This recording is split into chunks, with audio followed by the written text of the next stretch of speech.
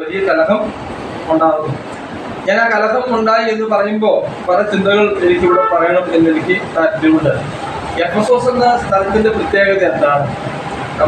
നമുക്ക് ബൈബിളിലെ നാം പഠിക്കുമ്പോൾ ഓരോ സ്ഥലത്തിലും ഓരോ പ്രത്യേകതകൾ ഉണ്ട്. അങ്ങനെയാണെങ്കിൽ എഫെസോസിൻ്റെ പ്രത്യേകത എന്താണ്? എഫെസോസിൻ്റെ പ്രത്യേകത എന്താണെന്ന് ചോദിച്ചാൽ, ഇത് ഒരു വിഗ്രഹാരാധനയുടെ ഒരു കേന്ദ്രമായ സ്ഥലമാണ് എഫെസോസ് എന്നുള്ളത് നാം ഓർക്കണം. അവിടെ ജനത്തിന് അവരുടെ ചിന്താധാരകൾ തന്നെ വളരെ വികലമാണ്. ഞാൻ അവർ ചിന്തിച്ച അവരുടെ ചിന്തകൾ ഞാനൊന്ന് വായിച്ച് കേൾപ്പിക്കാം. നമുക്ക് അവിടെ അതിൻ്റെ 19-ാം അധ്യായത്തിലേക്ക് നമുക്ക് വരാം.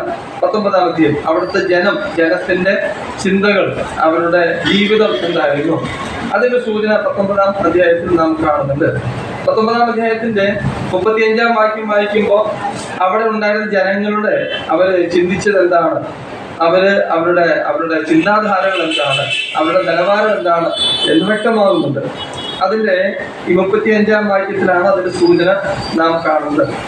അതായത് 19-ാം അധ്യായത്തിൻ്റെ 35-ാമത്തെ വാക്യം അവിടെ വായിക്കുന്ന ഇങ്ങനെയാണല്ലോ: പിന്നെ പട്ടണമേനവൻ പുരുഷാരത്തെ അമർത്തി പറഞ്ഞത് എഫേസ്യ പുരുഷന്മാരെ, എഫെസോസ് പട്ടണം അർത്തമീസ് മഹാദേവിക്കും ദ്യോവിൽ നിന്ന് വീണ ബിംബത്തിനും ക്ഷേത്രപാലക എന്നറിയാത്ത മനുഷ്യർ എന്നാണ് പറയുന്നത്.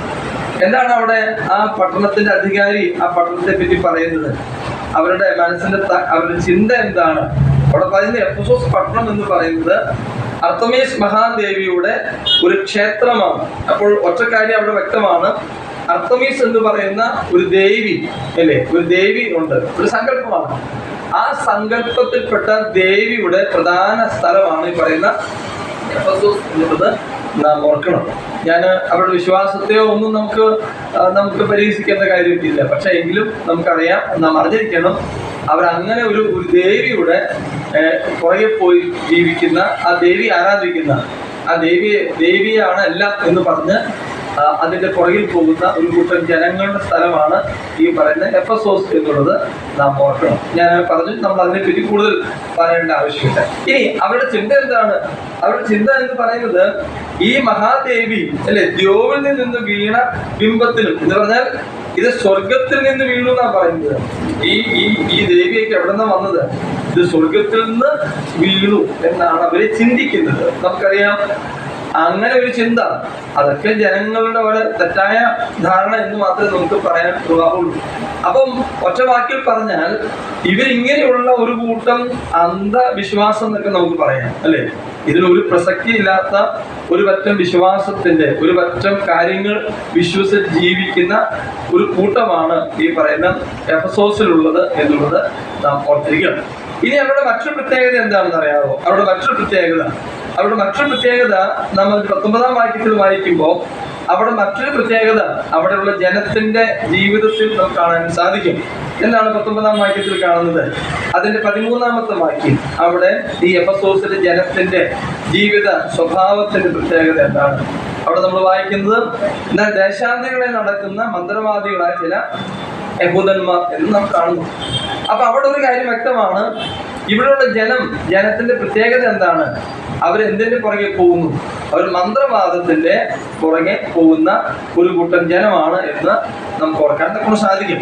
അപ്പോൾ മന്ത്രവാദത്തിന്റെ പുറകെ പോകുന്ന, ഈ അനാചാരങ്ങളുടെ അരികെ പറ്റി ജീവിക്കാൻ ആഗ്രഹിക്കുന്ന ഒരു പറ്റം ജനങ്ങളുടെ സ്ഥലമാണ് ഈ പറയുന്ന എഫെസോസ് എന്നുള്ളത് നാം ഓർക്കണം.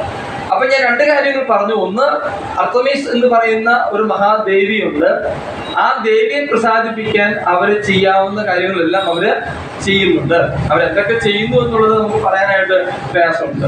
കാരണം അവര് ദേവിയെ പ്രസാദിപ്പിക്കാൻ വേണ്ടി അവർക്ക് ബോധിച്ച പോലെ അവർ ജീവിക്കുന്ന, ബോധിച്ച പോലെ ഏർപ്പെടുന്ന ഒരു സമൂഹം. അപ്പോൾ തന്നെ അവർക്ക് മന്ത്രവാദത്തിന്റെ പുറകിലും അവർ പോകുന്നുണ്ട് എന്നുള്ളത് നമുക്കറിയാൻ സാധിക്കും. മന്ത്രവാദത്തിന്റെ പുറകിൽ പോകുന്നവർ ആദ്യകാലം മുതലുണ്ട് എന്നാണ് നമ്മെ അറിയിക്കുന്നത്. നമുക്കറിയാം, നമ്മളും ഇന്ന് ഈ മന്ത്രവാദത്തിന്റെയും ആഭിചാരത്തിന്റെയും ഒക്കെ പുറകെ പോകുന്ന ജനങ്ങളെ പറ്റി നമ്മൾ വായിക്കുന്നുണ്ട്. നമ്മുടെ കേരളത്തിൽ തന്നെ അങ്ങനെ എത്രയോ സംഭവങ്ങളാണ് നടക്കുന്നത് അല്ലെ. ഇതൊക്കെ ഓരോ തെറ്റായ ചിന്താധാരകളുടെ അടിസ്ഥാനത്തിൽ അവര് പോവുകയാണ്. അപ്പൊ അങ്ങനെ പോകുന്ന ഒരു കൂട്ടം ജനങ്ങളാണ് എഫെസോസിൽ താമസിക്കുന്നത് എന്ന് നാം ഓർക്കണം. അങ്ങനെയുള്ള ഒരു ജനത്തിന്റെ ആ മധ്യയാണ് പൗലോസ് പ്രവർത്തനത്തിനായി ചെന്നത്. അവിടെയാണ് പൗലോസ് പ്രവർത്തിക്കുന്നത് എന്ന് നാം ഓർക്കണം. 2 വാക്യം കൂടെ ഞാൻ എഫെസോസിലെ ജനങ്ങളെ പറ്റി ഞാൻ വായിച്ചു കേൾപ്പിക്കാം. നിങ്ങൾ ഇനി എഫെസ്യ ലേഖനത്തിലേക്ക് വരിക. എഫെസോസിലെ ജനത്തിന്റെ പ്രത്യേകത. എഫെസ്യ ലേഖനത്തിലേക്ക് വരിക. എഫെസ്യ ലേഖനം നാം അതിന്റെ 2-ാം അധ്യായത്തിലേക്ക് വരുമ്പോൾ നമ്മൾ കാണുന്നത് എന്താണ്? അവിടെ 2-3 കാര്യങ്ങളുണ്ട്. എങ്കിലും ഞാൻ 1-2 സൂചന ഞാൻ വായിക്കാം. അവിടെ നമ്മൾ വായിക്കുന്നത് എന്താണ്? അവിടെ നമ്മൾ വായിക്കുന്നത് അതിക്രമങ്ങളാൽ പാപങ്ങളാൽ മരിച്ചവർ നിങ്ങളെ ഉയർപ്പിച്ചു. 2-ാം വാക്യം, അവയിൽ നിങ്ങൾ മുമ്പ് ഈ ലോകത്തിന്റെ കാലഗതി ആകാശത്തിലെ അധികാരത്തിലും അനുസരിക്കേണ്ട മക്കൾ ഇപ്പോൾ വ്യാപരിക്കുന്ന ആത്മാവിനും അധിപതിയാവിനെയും അനുസരിച്ച് നടന്നു. അപ്പോൾ അവിടെ ഒരു കാര്യം ആ ജനത്തെ പറ്റി പറയുന്നുണ്ട്. ആ ജനത്തിന്റെ സ്വഭാവം എന്താണ്? അവർ ഈ ലോകത്തിന്റെ കാലഗതി അനുസരിച്ച് ജീവിച്ചവർ ആണ്. അപ്പൊ എഫെസോസിലെ ജനത്തിന്റെ ഒരു പ്രത്യേകത എന്ന് പറയുന്നത്, അവരുടെ ജീവിതം എന്ന് പറയുന്നത് ഈ ലോകത്തിന്റെ പോക്ക് എങ്ങനെയാണ് അതിന് ഒത്തവണ്ണം ജീവിക്കുന്ന ഒരു കൂട്ടം ജനമായിരുന്നു എന്നാണ് ആ പറയുന്നതിന്റെ അർത്ഥം. നമുക്കറിയാം, ലോകത്തിന്റെ കാലഗതി എന്ന് പറഞ്ഞ അർത്ഥം എന്താണ്? ലോകത്തിന്റെ ചിന്തകൾ. ഇന്നത്തെ ലോകത്തിന്റെ പോക്ക് എങ്ങോട്ടാണ്? നമ്മൾ പലപ്പോഴും ഒക്കെ പറയും, ഈ ലോകം എങ്ങോട്ടാണ് പോകുന്നത് അല്ലെ? നമ്മൾ പലപ്പോഴും ഒക്കെ നമ്മുടെ സൗഹൃദ സംഭാഷണത്തിലൊക്കെ നമ്മൾ പറഞ്ഞു പോകും. ഇതെല്ലാം കാണുമ്പോൾ ഇത് എങ്ങോട്ടാണ് പോകണം, ഇത് എങ്ങനെയാണ് ഈ കാര്യം? ഓരോ ദിവസവും അല്ലെ, പഴയ നിയമത്തിൽ പറയുമ്പോൾ കിണറ്റിൽ വെള്ളം നിറയുന്നത് പോലെ ഇന്ന് നിറയും, നാളെ പിന്നെയും എന്ത് ചെയ്യും? വെള്ളം നിറയും. അപ്പൊ എന്ന് പറഞ്ഞതുപോലെ ഓരോ ഭക്ഷണത്വവും ഓരോ അധാർമികതയും ഇതെല്ലാം പെരുകുന്ന ഒരു കാലഘട്ടമാണ് ഇന്ന് ലോകത്ത് ഉള്ളത്. അപ്പൊ ജനം ഇതിന്റെയൊക്കെ പുറകെ പോവുകയാണ്. അവർക്ക് ബോധിച്ച പോലെ അവരങ്ങ് പോകുന്നു. പോയി മുന്നോട്ട് പോകുന്ന ദുഃഖകരമായ കാഴ്ചയാണ് നമ്മൾ കാണുന്നത്. അപ്പൊ എഫെസോസിലെ ജനം എന്ന് പറയുന്നത് അവർ ലോകത്തിന്റെ കാലഗതി. ലോകം എന്താണ് നമുക്കറിയാം. ലോകത്തിന്റെ കാലഗതി എന്ന് പറഞ്ഞാൽ ലോകത്തിന് ഒരിക്കലും ഒരു ധാർമ്മികത ലോകത്തിന് ഇല്ല എന്നുള്ളത് നാം ഓർക്കണം. യാതൊരുവിധ മനുഷ്യപ്പറ്റും ഈ ലോകത്തിന് നമുക്ക് പൊതുവിൽ നാം വീക്ഷിക്കുമ്പോൾ കാണാനായിട്ട് സാധിക്കില്ല. അപ്പൊ അങ്ങനെ തോന്നിയതുപോലെ ലോകം കാണിച്ചു തരുന്ന മാതൃക അനുസരിച്ച് ജീവിക്കുന്ന ഒരു പറ്റം വിശ്വാസികളാണ്, ഒരു പറ്റം ജനങ്ങളാണ് എഫെസോസിൽ ഉണ്ടായിരുന്നത് എന്ന് നമുക്ക് ഓർക്കണം. ഒരു കാര്യം കൂടെ ഞാൻ ചേർത്ത് വായിച്ച് ഞാൻ മുന്നോട്ട് പോകാം. എഫെസ്യ ലേഖനത്തിൽ തന്നെ മറ്റൊരു സൂചന കൂടെ ഈ സ്ഥലത്തെ ഈ പ്രദേശത്തെ പറ്റി പറയുന്നുണ്ട്. എഫെസ്യ ലേഖനം നമ്മളവിടെ 2-ാം അധ്യായത്തിലാണ് നമ്മൾ കാണുന്നത്. അതിൽ 3-ാം വാക്യം അവിടെ വായിക്കുന്ന, അവരുടെ ഇടയിൽ നാം എല്ലാവരും മുമ്പേ ജഡമോഹങ്ങൾക്കും ജഡത്തിലും മനോവികാരത്തിലും ഇഷ്ടമായത് ചെയ്തു. അപ്പോൾ അവിടെ ജനത്തിന്റെ മറ്റു പ്രത്യേകത എന്താ? ജഡമോഹം അല്ലെ? ജഡമോഹത്തിലും ജഡത്തിലും ഇഷ്ടമായത് ചെയ്യുന്നു അല്ലെ?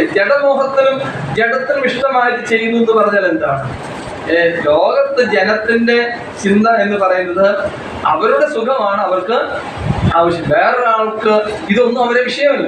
അപ്പൊ സ്വന്തം ജഡത്തിനെ സംതൃപ്തിപ്പെടുത്താൻ വേണ്ടി അല്ലെ, ജഡത്തിന്റെ ഇച്ഛയെ സംതൃപ്തിപ്പെടുത്തുവാൻ വേണ്ടി സ്വയം അങ്ങനെ ജീവിക്കുന്ന ഒരു കൂട്ടം ജനങ്ങളുടെ നാടാണ് ഈ പറഞ്ഞ എഫെസോസ് എന്ന് നമുക്ക് ഓർക്കാൻ സാധിക്കും. ഇന്നത്തെ നമ്മുടെ ആധുനിക ലോകമായിട്ടൊക്കെ നമുക്ക് ചേർത്ത് ചിന്തിക്കാനായിട്ട് ഇവിടെ സാധിക്കും അല്ലെ. നമ്മുടെ യുവാക്കൾ അവരെയൊക്കെ നമ്മൾ എടുക്കുമ്പോൾ അവരൊക്കെ ഇങ്ങനെ പോവുകയാണ്. വണ്ടി എടുക്കുന്നു, അവരങ്ങ് പോകുന്നു, മദ്യപിക്കുന്നു, അവർ ബോധിച്ചു പോലെ ചെയ്യും. ഞാൻ ഒരു സംഭവത്തിന് സാക്ഷിയായിട്ട് ഞാൻ ഇപ്പോഴും ഓർക്കുന്നു. വർഷങ്ങൾക്ക് മുമ്പാണ് ഞാൻ അങ്കമാലിക്കട് തുറവൂർ എന്ന് പറയുന്ന സ്ഥലത്ത് ഞാൻ ചെല്ലുകയാണ്. അവിടെ ഞാൻ ഒരു സുഹൃത്തിന്റെ കടയിൽ ഞാൻ ചെല്ലുന്നു. ആ കടയിൽ നിർത്തുന്ന സമയത്ത് ഒരു 18-19 വയസ്സുണ്ടാകും ഒരു പയ്യൻ ബൈക്കിൽ ഓടി അവിടെ വരുന്നു. അവൻ വന്ന് ചോദിക്കുന്നത് ബ്ലേഡാണ് ചോദിക്കുന്നത്. ചേട്ടാ ഒരു ബ്ലേഡ് തരാൻ പറയുന്നു. ആ കടക്കാരൻ ബ്ലേഡ് എടുത്തു. ബ്ലേഡിന് 2 രൂപ 1 രൂപ അങ്ങനെ വില കാണും. ഇവൻ അവിടെ നിന്ന് അവൻ ആ ബ്ലേഡ് വെച്ച് കാണിച്ചത് അവിടെ ഒരു മിററുണ്ട്. ആ മിററിലേക്ക് നോക്കിയിട്ട് അവന്റെ ഈ ചുണ്ട് അങ്ങ് മലത്തുകയാണ്. ചുണ്ട് ഇങ്ങനെ മലത്തിട്ട് ഈ ബ്ലേഡ് എടുത്തിട്ട് അവന്റെ ചുണ്ട് തന്നെ പോറുകയാണ്. ഇവിടെ ഇങ്ങനെ പിടിച്ചിട്ട് 2-3 പോറിലങ്ങ് പോറുന്നു. അത് കഴിഞ്ഞ ബ്ലേഡ് കളയുന്നു. ഇവന്റെ പോക്കറ്റിൽ എന്തോ ഒരു സാധനമുണ്ട്, ഒരു പാൻപരാഗോ എന്തുമായിരിക്കാം, അതിങ്ങനെ തിരുമ്മി ആ ചുണ്ടയിൽ ഇങ്ങനെ അങ്ങ് വെക്കുന്നു. ആൾ വണ്ടി എടുത്ത് ഒഴിഞ്ഞാൽ കണ്ടുകൊണ്ട് നിൽക്കുകയാണ് അല്ലേ. അപ്പൊ അവിടെ എന്താ അവൻ സംഭവിക്കുന്നത്? അവന് അതിന്റെ അഡിക്റ്റ് ആണ്, അതിന്റെ ആ ലഹരിയുടെ അടിമയാണ്. പക്ഷെ അവന്റെ ആ ലഹരി കൂട്ടാൻ വേണ്ടിയാണ് അവൻ ചെയ്യുന്നത്. ഈ പതുക്കെ അവന്റെ ചുണ്ട് പോറിക്കുമ്പോൾ കുറച്ച് ബ്ലഡേ വരുള്ളൂ, ഒരുപാടൊന്നും പോറിക്കുന്നത് അവരുടെ വിദഗ്ധമായിട്ടാണ് ചെയ്യുന്നത്, ചുമ്മാ പോറുകയാണ്. പക്ഷെ എന്നാലും അവിടെ രക്തം കിനിയും. അപ്പൊ അതിന്റെ ഉള്ളിലാണ് ഇയാൾ എന്ത് വെക്കുന്നത്, ഈ പാൻപരാഗ് വെക്കുന്നത്. അപ്പൊ ഞാൻ പറഞ്ഞു വന്നത്, ജഡത്തിന്റെ ആഗ്രഹത്തിന് വേണ്ടി ജീവിക്കുന്ന ഒരു കൂട്ടം ജനങ്ങൾ അല്ലെ, ലോകത്തിന്റെ ഗതി അനുസരിച്ച് പോകുന്നുണ്ട്. ഞാനിങ്ങനെ പറയട്ടെ, ഈ പട്ടണമാണ് ഇതാണ് എഫെസോസ് എന്ന് പറയുന്നത്. അവിടെയാണ് പൗലോസ് പ്രവർത്തനത്തിനായിട്ട് വരുന്നത്. നാം വായിച്ച ഭാഗത്തിലേക്ക് വരാം. എന്നിട്ട് സംഭവിച്ചത് എന്താണ്? ഞാനിപ്പോ എഫെസോസിന്റെ ഒരു പ്രത്യേകത ഞാൻ പറഞ്ഞു. ഇനി നമ്മൾ വായിച്ച വാക്യത്തിലേക്ക് വരുമ്പോൾ കലഹം ഉണ്ടായി. കലഹം ശ്രമിച്ചു എന്ന് പറയുമ്പോൾ കലഹം ഉണ്ടായി. ആ കലഹത്തിന്റെ കാരണം എന്താണ്? ആ കലഹത്തിന്റെ കാരണം എന്താണെന്ന് ചോദിച്ചാൽ, എഫെസോസിൽ പൗലോസ് 3 വർഷം ജീവിച്ചു. അനേകർ അവിടെ ക്രിസ്തുവിനെ അറിഞ്ഞു. അനേകർ ക്രിസ്തുവിനെ അറിഞ്ഞ് അവരുടെ പാപ വഴിയിൽ നിന്ന് അവരെല്ലാം എന്ത് ചെയ്തു? അതിൽ നിന്നെല്ലാം മാറുകയാണ്. അങ്ങനെ മാറിക്കഴിഞ്ഞപ്പോ അവിടെ അതിനെ ചൊല്ലി എന്നുണ്ടായി പ്രശ്നം ഉണ്ടായി. അതാണ് നമ്മളോട് വായിക്കുന്നത്. അതിനെ ചൊല്ലി പ്രശ്നം ഉണ്ടായി. അപ്പൊ ഞാനിങ്ങനെ ഒരു മനസ്സ് ചോദിക്കാം, എന്താണ് ഈ പൗലോസ് വിശ്വസിച്ച, പൗലോസ് പ്രഖ്യാപിച്ച ഈ സുവിശേഷം എഫെസോസ് ചെയ്ത ദ്രോഹം എന്താണ്? ഒരു കലഹം ഉണ്ടായി എന്ന് പറഞ്ഞ കാരണം വേണമല്ലോ. കലഹം ഉണ്ടായി എന്ന് പറഞ്ഞാൽ അത് എന്ത് തെറ്റാണ് പൗലോസ് ചെയ്തത്? പൗലോസ് ചെയ്തത് ഈ മന്ത്രവാദത്തിന്റെ പുറകെ പോകുന്ന ഒരു ജനത്തെ അതിൽ നിന്ന് മാറ്റിയതാണോ തെറ്റ്? എങ്കിൽ അത് പറയണം അല്ലെ. ഈ മന്ത്രവാദത്തിന്റെ പുറകിൽ പോയ ഒരു കൂട്ടമുണ്ട്, അതിൽ നിന്ന് അനേകരെ മാറ്റി. അല്ലെങ്കിൽ ആ വിചാരത്തിന്റെ പുറകിൽ പോകുന്ന മനുഷ്യരെ അതിൽ നിന്ന് പിടിച്ചു മാറ്റി. അത് തെറ്റാണോ? അത് തെറ്റാണെങ്കിൽ പൗലോസ് ചെയ്ത് തെറ്റാണെന്ന് നമുക്ക് പറയേണ്ടി വരും. മാത്രമല്ല, അർത്തമീസ് മഹാദേവിയുടെ ക്ഷേത്രം എന്ന് പറഞ്ഞ് മ്ലേച്ഛതകളാണ് അവിടെ നടക്കുന്നത്. അവിടെ നടക്കുന്ന ആ ദേവി സങ്കല്പവും അതിനെ ചുറ്റിപ്പറ്റിയ കാര്യങ്ങളെല്ലാം നമുക്ക് പറയാനായിട്ട് പ്രയാസമുണ്ട്. അങ്ങനെ മ്ലേച്ഛതകൾ ചെയ്യുന്ന, അതിന്റെ പുറകിൽ പോകുന്ന ഒരു പറ്റം ജനത്തെ അതിൽ നിന്ന് മാറ്റിയതാണോ പൗലോസ് ചെയ്ത് തെറ്റ്? അല്ലെങ്കിൽ സുവിശേഷം ചെയ്ത തെറ്റതാണോ? ഇനി മാത്രമല്ല, ഞാൻ പറഞ്ഞു, കേവലം ജഡത്തിന്റെ ഇച്ഛ അനുസരിച്ച് ജീവിക്കുന്നവർ. ജഡം എന്താണ് ആഗ്രഹിക്കും? ലോകത്തിന്റെ ഇച്ഛ അനുസരിച്ച് ജീവിക്കുന്നവർ അല്ലെ. ലോകം എങ്ങനെ മുന്നോട്ട് പോകുന്നു, യാതൊരുവിധ ധാർമ്മികത ഇല്ലാതെ പോകുന്ന, ലോകത്തിന്റെ ഗതി അനുസരിച്ച് പോകുന്നവർക്ക് മാനസാന്തരം വരും. ഇതാണ് പൗലോസ് ചെയ്ത തെറ്റ്. വീണ്ടും ഞാൻ പറഞ്ഞൊരു കാര്യം പറഞ്ഞു, സ്വന്തം ജഡത്തിന്റെ സന്തോഷത്തെ മാത്രം മുൻനിർത്തി ജീവിക്കുന്ന ഒരു കൂട്ടം ജനം. ആ കൂട്ടത്തിന്റെ പുറകിൽ നിന്ന് അങ്ങനെയുള്ളവരെ അതിൽ നിന്ന് മാറ്റി. ഇതാണോ പൗലോസ് ചെയ്ത തെറ്റ്? ഇവിടെ ഇതെല്ലാം ചെയ്ത് ഒടുവിൽ എന്തായി? പൗലോസിന് എഫെസോസിൽ നിൽക്കാൻ പറ്റാത്ത സാഹചര്യം ഉണ്ടാകുന്നു. അവിടെ വലിയ കലഹം. ഞാൻ ആ കലഹത്തിന്റെ പേരൊന്നും പറയുന്നില്ല. അവിടെ വലിയ കലഹം ഉണ്ടായി. ഇനി അവിടെ നിൽക്കാൻ പറ്റാത്ത ഒരു സാഹചര്യം അവിടെ. ഞാനിത് പറയുമ്പോൾ ഒക്കെ എനിക്ക് പല കാര്യങ്ങൾ ചേർത്ത് പറയാൻ എനിക്ക് ആഗ്രഹമുണ്ട്. നമുക്കറിയാം, സുവിശേഷം നമ്മുടെ കേരളത്തിൽ വരുത്തിയ മാറ്റം എന്ന് പറയുന്നത്, എന്തെല്ലാം മാറ്റമാണ് കേരളത്തിൽ സുവിശേഷം വരുത്തിയിട്ടുള്ളത്. ഇന്ത്യയിൽ, ഭാരതത്തിൽ സുവിശേഷം വരുത്തിയ മാറ്റം എന്താണ്? ലോകത്ത് ഇത്ര ഇങ്ങനെ മനുഷ്യനെ മാറ്റിയ ഒരു സന്ദേശം എന്ന് പറയുന്നത് എന്ത് മാത്രമേ ഉള്ളൂ? സുവിശേഷം മാത്രമേ ഉള്ളൂ. സുവിശേഷത്തിലൂടെയാണ് ഈ ലോകത്ത്, ഈ നമ്മുടെ കേരളം, നമുക്ക് കേരളത്തിന്റെ വിവരണം പറഞ്ഞാൽ മതി. കേരളത്തിൽ നമ്മളിന്ന് കാണുന്ന പല കാരണത്തിനും നിദാനം എന്ന് പറയുന്നത് എന്താണ്? ഇവിടെ വന്ന സുവിശേഷമാണ്, ക്രിസ്ത്യൻ മിഷണറിമാരാണ് എന്ന് നമുക്ക് ഓർക്കണം. നമുക്ക് നമ്മുടെ കേരളത്തിലെ വൈദ്യശാസ്ത്രം എടുക്കുക. ഇന്ന് കേരളത്തിലെ വൈദ്യശാസ്ത്രമൊക്കെ വലിയ ഉന്നതമായി നാം ചർച്ച ചെയ്യുന്നുണ്ട്. ഇതിന്റെ എല്ലാം കാരണം, അതിന്റെ ആണി എന്ന് പറയുന്ന ആര് വരും? അത് ഇവിടെ വന്ന മിഷണറിമാരിലേക്ക് അതെത്തും. അവരാണ് ചികിത്സ, ആധുനിക സംവിധാനത്തെ പറ്റി നമ്മുടെ ഭാരതത്തിന്, നമ്മുടെ കേരളത്തിന് വെളിപ്പെടുത്തി കൊടുത്തത്. ഇതൊക്കെ ചരിത്രത്തെ തെളിവുകളാണ് ഞാൻ ഈ പറയുന്നത്. അപ്പൊ ഇവിടെ നമുക്ക് ഉണ്ടായ മാറ്റം, നമുക്ക് ഉണ്ടായ വികസനം, അതിന്റെ എല്ലാം അടിത്തറ എന്ന് പറയുന്നത് എവിടെ എത്തും? ഈ ക്രിസ്തുവിന്റെ സന്ദേശത്തിലാണ് എത്തുക. അപ്പൊ അങ്ങനെ ഉണ്ടായിട്ട് പോലും സുവിശേഷത്തിനെതിരെ ഇന്ന് എന്ത് വരികയാണ്? ഇന്ന് സുവിശേഷത്തിനെതിരെ പ്രചരിപ്പിക്കുന്ന, സുവിശേഷം വേണ്ട എന്ന് പറയുന്ന ഒരു അനുഭവം നമുക്ക് ഇവിടെ കാണാനായിട്ട് സാധിക്കും. ഞാൻ ആ ഭാഗം ഒന്നും കൂടുതൽ പറയുന്നില്ല. നമ്മുടെ വിഷയത്തിലേക്ക് നമുക്ക് മടങ്ങി വരാം. അപ്പൊ എഫെസോസ് എന്ന് പറയുന്ന പട്ടണത്തിൽ 3 വർഷം ഈ വ്യക്തി ജീവിച്ചു അല്ലെ. ഈ വ്യക്തി 3 വർഷം പൗലോസ് ജീവിച്ചു. ഒരുപാട് കഷ്ടപ്പെട്ട് ഞാൻ നേരത്തെ പറഞ്ഞു 4-5 വിഭാഗത്തിൽപ്പെട്ട ആൾക്കാര്, മന്ത്രവാദത്തിന്റെ പുറകിൽ പോയ ആൾക്കാര്, ആഭിചാരത്തിന്റെ പുറകിൽ പോയ ആൾക്കാര്, ലോകത്തിന്റെ താല്പര്യങ്ങൾക്ക് പുറകിൽ പോയ വ്യക്തി ജീവിതങ്ങൾ, അവർക്ക് പൗലോസ് മാറ്റം സംഭവിച്ചു. ഇതോടെ വലിയ പ്രശ്നത്തിന് കാരണമായി തീർന്നു എന്ന് നമുക്ക് മനസ്സിലാക്കി. അങ്ങനെ കലഹം ശമിച്ചു. നമ്മൾ വായിച്ച ഭാഗത്തിലേക്ക് വരാം. കലഹം ശമിച്ചു കഴിഞ്ഞപ്പോ പൗലോസ് എന്താ ചെയ്തത്? നമ്മുടെ വിഷയത്തിലേക്ക് വരാം. ഇനി നിങ്ങളെ വായിക്കുക. കലഹം ശമിച്ച ശേഷം പൗലോസ് ശിഷ്യന്മാരെ കൂട്ടിവരുത്തി എന്ന് പറഞ്ഞ അർത്ഥം എന്താണ്? കലഹം ശമിച്ചു, പ്രശ്നമൊക്കെ ഒരു വലിയ ഒച്ചപ്പാടുണ്ടായി, അത് കഴിഞ്ഞു എന്നാണ് പറയുന്ന അർത്ഥം. അപ്പം ആ പ്രശ്നം കഴിഞ്ഞപ്പോ ഒരു പക്ഷേ ചിലർ പറഞ്ഞിട്ടുണ്ടാകാം, അതവിടെ പറയുന്നില്ലെങ്കിൽ നമുക്ക് അനുമാനിക്കാം, ഇനി ഇവിടെ നിൽക്കേണ്ട കാര്യമില്ല എന്ന് ചിലപ്പോൾ പറഞ്ഞിട്ടുണ്ടാകാം. കാരണം ഈ പ്രശ്നം രൂക്ഷമായിട്ട് വരികയാണല്ലോ, ഇനി ഇവിടെ നിൽക്കണ്ട എന്ന് പറഞ്ഞിട്ടുണ്ടാകാം. അല്ലെങ്കിൽ പൗലോസ് സ്വയം തീരുമാനിച്ചതാകാം. എന്തായാലും പൗലോസ് കുറെ കൂടെ നാൾ ഇവിടെ താമസിക്കണം എന്നായിരുന്നു അദ്ദേഹത്തിന്റെ ആഗ്രഹം. അതിന്റെ സൂചന നമ്മൾ മുൻഭാഗത്ത് ലഭിക്കുന്നുണ്ട്, ഞാൻ ആ മാറ്റി കൊടുക്കുന്നില്ല. അപ്പൊ ഈ കലഹം ശമിച്ചു കഴിഞ്ഞപ്പോ പെട്ടെന്ന് പൗലോസ് എന്ത് ചെയ്യുന്നറിയാവോ? ശിഷ്യന്മാരെ കൂട്ടിവരുത്തി. ശിഷ്യന്മാരെ കൂട്ടിവരുത്തി എന്ന് പറയുന്ന അർത്ഥം എന്താണ്? അവിടെ പറഞ്ഞ ശിഷ്യന്മാരെന്ന് പറയുന്ന ആരെയാണ്? അവിടെ പറഞ്ഞ ശിഷ്യന്മാരാണെന്ന് ചോദിച്ചാൽ വിശ്വാസികൾ, അതാണ് അതിന്റെ അർത്ഥം അല്ലെ? പൗലോസിന്റെ പ്രവർത്തന ഫലമായിട്ട് വന്ന വിശ്വാസികൾ. എല്ലാ വിശ്വാസികളും കൂട്ടി വരുത്തിയോ എന്ന് ചോദിച്ചാൽ നമുക്കറിയില്ല. പക്ഷെ കുറെ പേരെ കൂട്ടി വരുത്തിയിട്ടുണ്ടാകും. കുറെ പേര് അടുത്ത ഭാഗത്തുള്ള എഫെസോസ് വലിയ പട്ടണമാണ്, നാം ഓർക്കണം.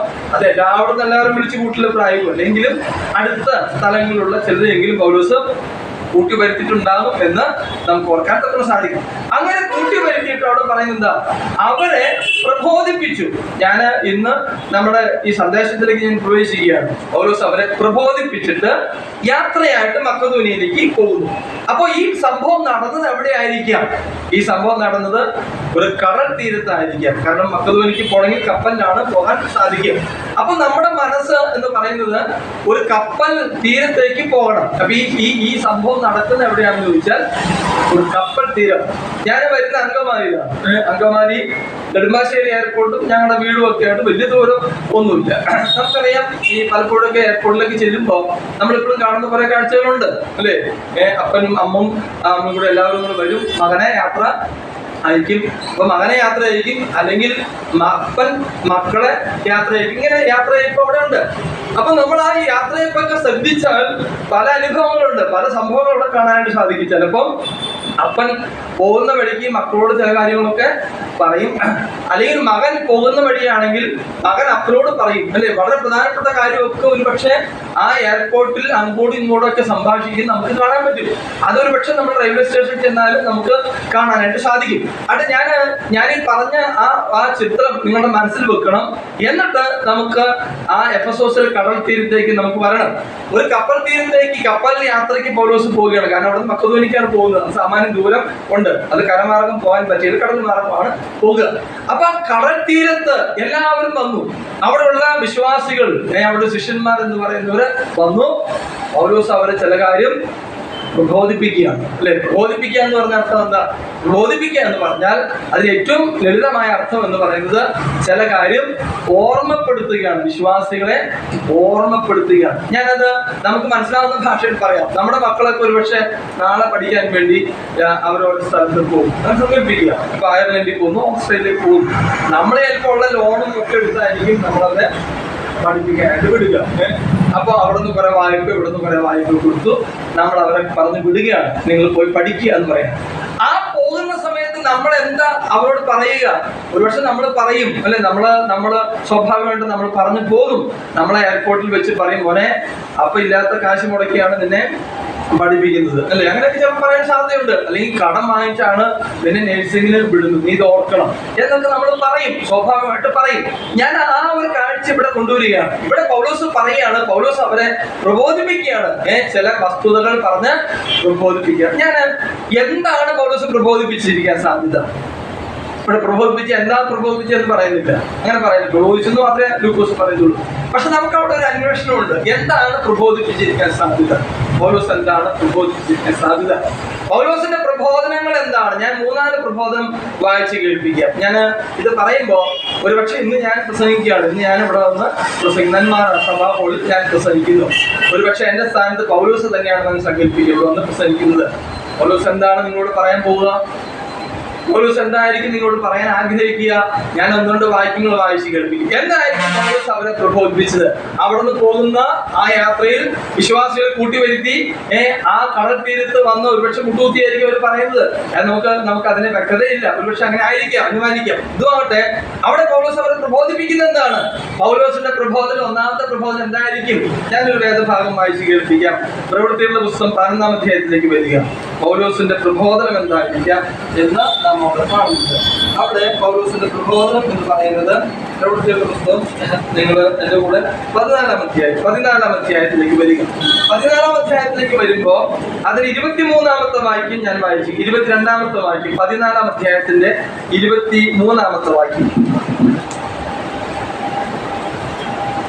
അവിടെ നമ്മളിങ്ങനെ കാണുന്നു, വിശ്വാസത്തിൽ നിലനിൽക്കണമെന്നും നാം അനേകം കഷ്ടങ്ങൾ കൂടി ദൈവരാജ്യത്തിൽ കടക്കേണ്ടതാകുന്നു എന്നും പ്രബോധിച്ച് ശിഷ്യന്മാരുടെ മനസ്സ് ഉറപ്പിച്ച് പോകും. ഈ പറയുന്നത്, ഇതിന്റെ പശ്ചാത്തലം ഞാൻ പറയുന്നില്ല, അത് പറഞ്ഞാൽ പിന്നെ അത് കൺഫ്യൂഷൻ ആവും. ഞാൻ ആ പശ്ചാത്തലം തൽക്കാലം വിസ്മരിച്ചുകൊണ്ട് ഈ വാക്യത്തിലേക്ക് ഞാൻ നിങ്ങളുടെ ശ്രദ്ധ വാക്യത്തിലേക്ക് മാത്രം. എന്താണ് അവിടെ പൗലോസ് പ്രബോധിപ്പിക്കുന്നത്? നോക്കി 22-ാം വാക്യം. അവിടെ പൗലോസിന്റെ പ്രബോധനം എന്താണ്? പൗലോസിന്റെ പ്രബോധനത്തിന്റെ ലിസ്റ്റ് എടുക്കുകയാണെങ്കിൽ നമുക്ക് ആദ്യത്തെ ലിസ്റ്റായിട്ട് നമുക്ക് എടുക്കാനായിട്ട് സാധിക്കും. അവിടെ വായിക്കുന്നത് ഞങ്ങളോട് വായിക്കാം. വിശ്വാസത്തിൽ, നിങ്ങൾ വായിച്ചേ, വിശ്വാസത്തിൽ നിലനിൽക്കണം. രണ്ടാമത് എന്താ പറയുന്നത്? നാം അനേകം കഷ്ടങ്ങൾ കൂടെ ദൈവരാജ്യത്തിൽ കടക്കേണ്ടതാകുന്നു എന്നും പ്രബോധിപ്പിച്ച് ശിഷ്യന്മാരുടെ മനസ്സ് ഉറപ്പിച്ചു.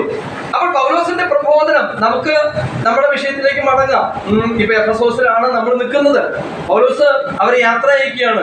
ആ ലാസ്റ്റ് ടൈമാണ്, ഇനി അധിക സമയം നമ്മൾ നിൽക്കാൻ ഒരു സന്ദർഭമില്ല. കപ്പല് പോകുന്നതിന് മുമ്പ് യാത്ര ആരംഭിക്കണം. അപ്പൊ അവിടെ പൗലോസ് പ്രബോധിപ്പിച്ചത് എന്താകാം? പൗലോസ് പ്രബോധിപ്പിച്ചത് ആ വിശ്വാസികളോട് പറഞ്ഞത് എന്താണെന്ന് ചോദിച്ചാൽ, അവിടെ ഈ പ്രബോധനത്തിന്റെ 1-ാം ഭാഗം നാം കാണുന്നുണ്ട്. പൗലോസ് അവരോട് പറഞ്ഞിട്ടുണ്ടാകാം, നിങ്ങൾ വിശ്വാസത്തിൽ, ബാക്കി പറഞ്ഞേ, നിങ്ങളെന്നല്ല, ഞാൻ പോവുകയാണ് അല്ലെ, ഞാൻ ഇനി ഇവിടെ നിന്ന് പോവുകയാണ്, എനിക്ക് ഇവിടെ നിൽക്കുന്ന പ്രായോഗികമല്ല, ചില പ്രതിസന്ധികളുണ്ട്. പക്ഷെ എന്റെ പ്രിയമുള്ളവരെ, നിങ്ങള് വിശ്വാസത്തിൽ നിലനിൽക്കണം. ഇതാണ് പൗലോസിന്റെ ഏത് കാലത്തെയും പ്രബോധനത്തിൽ 1-ാമത്തെ പ്രബോധനം എന്ന് നമുക്ക് ഓർക്കാൻ തക്ക സാധിക്കും. അപ്പോൾ വിശ്വാസം ജീവിതത്തിൽ നമ്മുടെ ആധാരം എന്ന് പറയുന്നത് എന്താണ്? നമുക്കറിയാം, നമ്മളെല്ലാം വിശ്വാസമാണ്, നമ്മൾ വിശ്വാസ മാർഗക്കാരാണ്. ഈ വിശ്വാസം പോയി പോകാൻ ഒരിക്കലും നമ്മൾ എന്ത് ചെയ്യരുത്, നമ്മൾ ഇടവരുത്തരുത് എന്ന് നമുക്ക് ഓർക്കാൻ തക്ക സാധിക്കും. ലൂക്കോസിന്റെ സുവിശേഷത്തിൽ കർത്താവ് ലൂക്കോസിനോട് പത്രോസിനോട് പറയുന്നുണ്ടല്ലോ. ഞാൻ ആ വാക്യം നമുക്ക് ഇതിനോട് ചേർത്ത് നമുക്കൊന്ന് വായിക്കാം. ലൂക്കോസിന്റെ സുവിശേഷം 22-ന്റെ 32-ാമത്തെ വാക്യം. സുവിശേഷം 22-ാം അധ്യായത്തിന്റെ 32-ാമത്തെ വാക്യം. അവിടെ നമ്മൾ വായിക്കുന്നത് എന്താണ്? 22-ന്റെ നിന്റെ വിശ്വാസം നിന്റെ വിശ്വാസം പോയി പോകാതിരിക്കാൻ എന്ന് പറഞ്ഞതിന്റെ അർത്ഥം എന്താ? വിശ്വാസം ചിലപ്പോൾ പോകും എന്നാ പറയുന്നതിന്റെ അർത്ഥം. വിശ്വാസത്തിൽ ക്ഷീണം നമുക്ക് സംഭവിക്കാം. അപ്പൊ വിശ്വാസം പോകാനുള്ള സാധ്യതയുണ്ട്, നമുക്ക് ഒരിക്കലും വിസ്മരിക്കാൻ പറ്റുകയില്ല. അപ്പൊ ഈ ഒരു പശ്ചാത്തലം അറിയുന്ന പൗലോസ് പറയുന്നത്, നിങ്ങൾ എന്ത് ചെയ്യണം? വിശ്വാസത്തിൽ നിലനിൽക്കണം. നമുക്കറിയാം, നമ്മുടെ ചരിത്രം വായിക്കുമ്പോൾ വിശ്വാസത്തിൽ നിലനിന്ന ഒരു വലിയ കൂട്ടത്തെ നമുക്ക് കാണാനായിട്ട് സാധിക്കും അല്ലെ. എബ്രായലേഖനമൊക്കെ വായിക്കുമ്പോൾ സാക്ഷികളുടെ ഇത്ര വലിയ സമൂഹം എന്ന് പറഞ്ഞ് അങ്ങ് പരിചയപ്പെടുത്തുകയാണ്. ആ സാക്ഷികളുടെ ഇത്ര വലിയ സമൂഹം എന്ന് പറഞ്ഞ് പരിചയപ്പെടുത്തുന്ന അവിടെ എത്രയോ പേരാണ്. അവരെല്ലാം എന്തിൽ ഉറച്ചു നിന്നവരാണ്? പറഞ്ഞേ, അവരെല്ലാം വിശ്വാസത്തിൽ ഉറച്ചു നിന്നത്. എനിക്ക് അതെല്ലാം പറയുമ്പോൾ എന്റെ മനസ്സിൽ വളരെ ചിന്തകൾ, സന്തോഷം. ഞാൻ തൃശ്ശൂർ സാഹിത്യ അക്കാദമിയിൽ കൂടെ പോകാറുണ്ട്. സാഹിത്യ അക്കാദമിയിൽ പോകുമ്പോൾ അക്കാദമിയിൽ വൈലോപ്പള്ളി ബോർഡിലൊക്കെ ചെന്ന് കഴിഞ്ഞാൽ വലിയ ഫോട്ടോകളാണ് എന്നെ ഛായാചിത്രങ്ങൾ വെച്ചിട്ടുണ്ട്. സാഹിത്യകാരന്മാരുടെ അല്ലെ കേരളത്തിലെ വലിയ വലിയ എഴുത്തുകാരുടെ എല്ലാം ഫോട്ടോ ആണ്. അപ്പൊ ആ ഫോട്ടോയുടെ നമ്മൾ അവിടെ നിൽക്കുമ്പോൾ നമ്മൾ അവിടെ നിൽക്കുന്ന പോലെ തോന്നും. നമ്മളിങ്ങനെ നിൽക്കുകയാണ്. അവിടെ നിൽക്കുമ്പോൾ നമ്മുടെ ചുറ്റും എന്താണ് വലിയ വലിയ വലിയ എഴുത്തുകാരുടെ ഫോട്ടോ. അപ്പൊ നമ്മുടെ മനസ്സിൽ വരുന്നത് എന്താ? നമ്മളൊക്കെ ഇവരുടെ ഉള്ളിൽ നിൽക്കുന്ന പോലെയൊക്കെ തോന്നി പോകാറുണ്ട്. ഞാൻ പറഞ്ഞത്, എബ്രായലേഖനം 12-ാം അധ്യായം വായിക്കുമ്പോൾ നമ്മുടെ ചുറ്റും നിൽക്കുന്ന എന്താണ്? ഈ വിശ്വാസത്തിന് വേണ്ടി പോരാടിയ ഒരു പറ്റം വലിയ യോദ്ധാക്കൾ അവിടെ നിൽക്കുക. ഞാൻ ഇങ്ങനെ പറയട്ടെ, പൗലോസ് ഈ വിശ്വാസത്തോട് പറയുന്നത് എന്താ പറയുന്നത്? നിങ്ങൾ വിശ്വാസത്തിൽ നിലനിൽക്കണം. ജീവിതത്തിൽ ഒരുപാട് പ്രതിസന്ധി ഉണ്ടാകും, ഒരുപാട് പരിശോധന ഉണ്ടാകും. പക്ഷേ നിങ്ങൾ എന്ത് ചെയ്യണം? വിശ്വാസത്തിൽ നിലനിൽക്കണം. ഞാനിത് പറയുമ്പോൾ ഒരു സംഭവം പറയാം. ഇന്ന് രാവിലെ ഞങ്ങളുടെ കൂടെ സ്നാനം ഉണ്ടായിരുന്നു. ആ സ്നാനത്തിന് ഞാനാണ് സ്നാനപ്പെടുത്തിയത്. ആ സ്നാനത്തിന് ഞങ്ങൾ സ്നാനത്തിലേക്ക് കടക്കുന്നതിന് മുമ്പ് ഒരു പാട്ട് പാടും. ആ പാട്ട് മലയാളത്തിൽ നമ്മൾ ആ പാട്ട് പാടാറില്ല. പക്ഷെ കേരളത്തിന് വെളിയിൽ എടുത്തു കഴിഞ്ഞാൽ ഏത് സംസ്ഥാനത്ത് എന്നാലും സ്നാനത്തോട് ചേർന്ന് പാടുന്ന പാട്ടുണ്ട്. ആ പാട്ടിന് ഇംഗ്ലീഷ് പാട്ടാണ് നമ്മൾ പാടുന്നത്.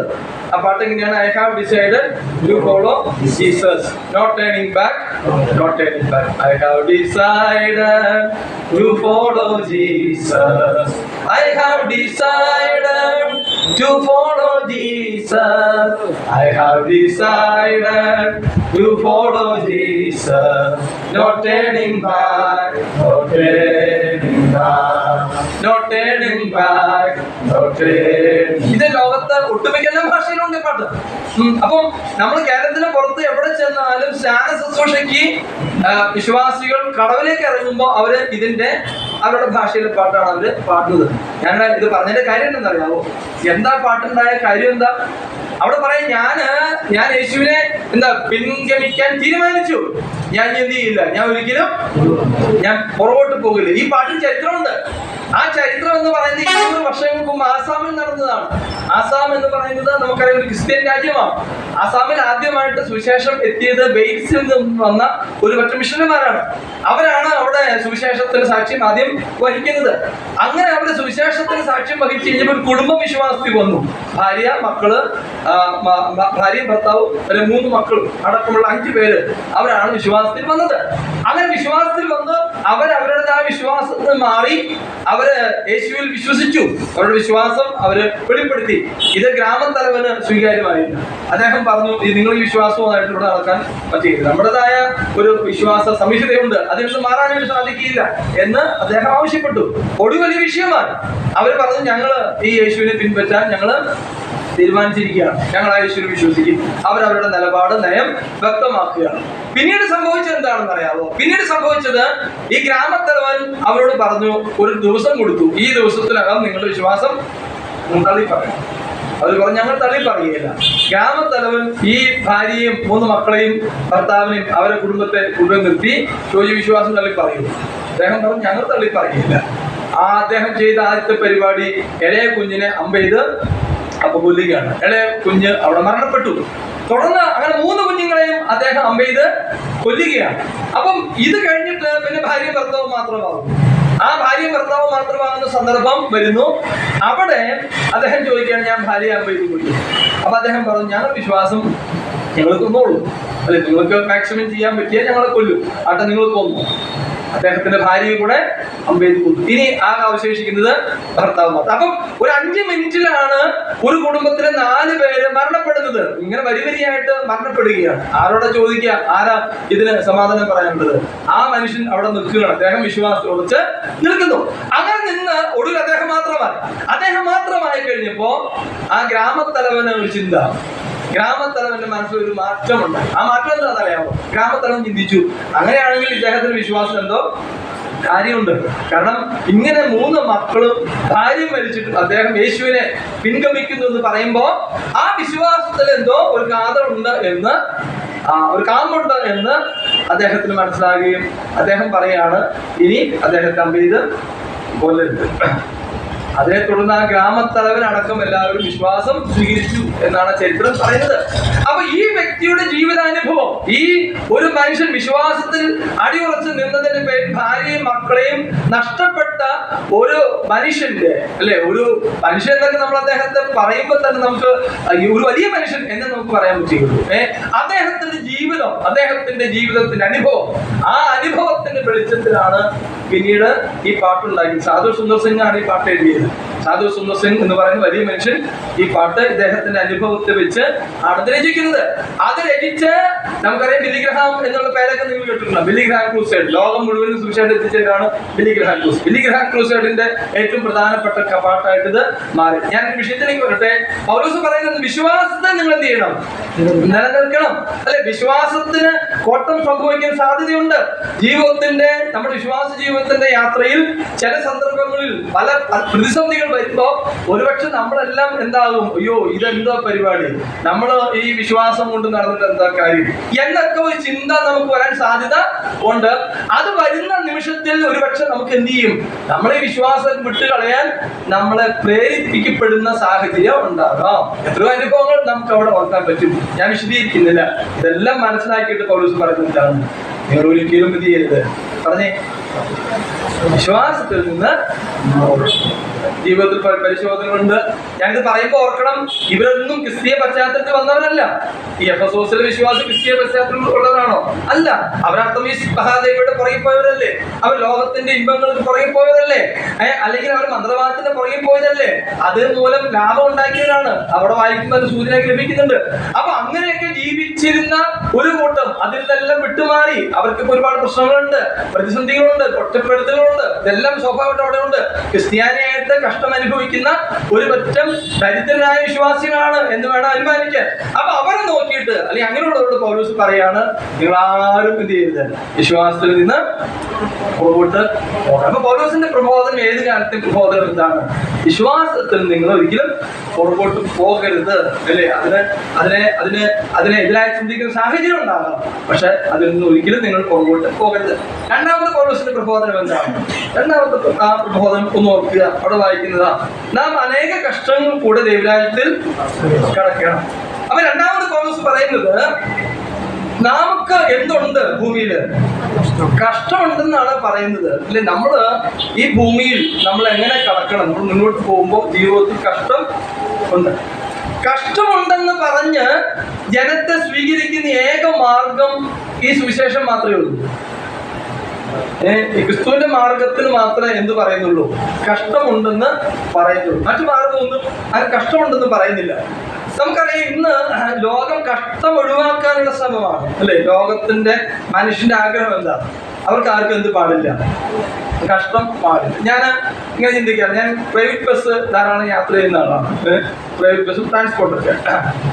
ഈ ഒരു പ്രൈവറ്റ് ബസ് നമ്മൾ ആവറേജ് നമ്മൾ കണക്കെടുത്താൽ, ഒരു ബസ്സിൽ പോകുന്ന യാത്രക്കാരെ ശ്രദ്ധിക്കുക, ശരാശരി നമ്മൾ കണക്കെടുത്താൽ അതിലൊരു 40% അല്ലെങ്കിൽ 50% ആൾക്കാർ എന്ന് പറയുന്നത് അവർ പോകുന്നത് ഒന്നുകിൽ ധ്യാനത്തിൽ പോകുന്നവര് ആയിരിക്കും, അല്ലെങ്കിൽ ഏതെങ്കിലും പള്ളിയിൽ പ്രാർത്ഥനയ്ക്ക് പോകുന്നവരായിരിക്കും, അമ്പലത്തിൽ പോകുന്നവരായിരിക്കും. ഈ ആത്മീയതയുടെ പുറകിൽ പോകുന്നവരായിരിക്കാം ഒരു ബസ്സിൽ യാത്ര ചെയ്യുന്നതിൽ നല്ല. എല്ലാവരും അങ്ങനെ പോകുന്നതല്ല ഞാൻ പറഞ്ഞത്, പക്ഷെ നമ്മൾ എടുത്താൽ അറിയാം ഈ പോകുന്നതൊക്കെ എങ്ങോട്ടായിരിക്കും. ഇപ്പൊ നമുക്ക് എറണാകുളം ഭാഗത്ത് ചൊവ്വാഴ്ച ദിവസങ്ങൾ പ്രൈവറ്റ് ബസ്സിൽ യാത്ര ചെയ്താൽ അറിയാം ഈ ആൾക്കാരൊക്കെ പോകുന്നത് എവിടെയാണെന്ന് അവിടെ ധാരണയുണ്ട്. വ്യാഴാഴ്ച ഞങ്ങൾ അങ്കമാലി ഭാഗത്ത് ബസ്സിലൂടെ യാത്ര ചെയ്താൽ നമുക്കറിയാം ഈ ആൾക്കാരൊക്കെ പോകുന്നത് ഇന്ന സ്ഥലത്തേക്ക്. അവരൊക്കെ ഓരോ ധ്യാനത്തിനും ഓരോ പരിപാടിക്ക് പോവുകയാണ്. നമ്മളവർ പോകാതിരിക്കാതെ അവരുടെ കാര്യം. എങ്കിലും ഞാൻ പറഞ്ഞു വന്നത്, എന്തിനാണ് ഇതൊക്കെ പോകുന്നത്? ഈ പോകുന്നതിനൊക്കെ പുറകിൽ ഏറ്റവും പ്രധാനപ്പെട്ട ലക്ഷ്യം എന്ന് പറയുന്നത് എന്താണ്? കഷ്ടത മാറണം. വീട്ടിൽ കുറെ പ്രശ്നമുണ്ട്, ആ പ്രശ്നം എന്ത് ചെയ്യണം? അത് മാറണം, അല്ലെ? വീട്ടിൽ കുറെ സാമ്പത്തിക പ്രതിസന്ധി ഉണ്ട്, ആ പ്രതിസന്ധിക്ക് പരിഹാരം ഉണ്ടാകും, അല്ലെ? മക്കൾക്ക് ജോലിയില്ല, അപ്പൊ ആ ജോലിക്ക് ഒരു സംവിധാനം ഉണ്ടാകും, ആ ജോലി ലഭിക്കണം. വേറൊരാൾക്ക് പറയുമ്പോൾ അദ്ദേഹം പറയും വീട് വെക്കാനായിട്ട് പറ്റുന്നില്ല, വീടില്ല. അപ്പൊ എന്ത് സംഭവിക്കുന്നു? ഇവിടെ വീട് വെക്കണ്ടെന്നോ ജോലിക്ക് പോകണ്ടെന്നോ, അല്ലെ? ഇതൊന്നും അല്ല പറയുന്നത്. അപ്പൊ മനുഷ്യന്റെ ഏത് കാലത്തെയും ആഗ്രഹം എന്ന് പറയുന്നത് എന്താണ്? ഈ കഷ്ടതയിൽ നിന്ന് ഒരു ഒഴിവ് ലഭിക്കണം. കഷ്ടത നമ്മൾ ആരും ഇഷ്ടപ്പെടുന്നവരല്ല. പക്ഷെ ഇവിടെ പൗലോസ് പറയുന്നത് എന്താ? ഈ വിശ്വാസിയോട്, നിങ്ങൾ എങ്ങനെ കടക്കേണ്ടി വരും? കഷ്ടതയിലൂടെ കടക്കേണ്ടി വരും, അല്ലെ? അപ്പൊ കഷ്ടത ഒഴിവാകുന്നല്ല പറയുന്നത്. കഷ്ടതയുടെ ദൈവശാസ്ത്രം, കഷ്ടത ഒഴിവാകും, ഇനി കഷ്ടം ഉണ്ടാവില്ലെന്നും പറയുന്നില്ല.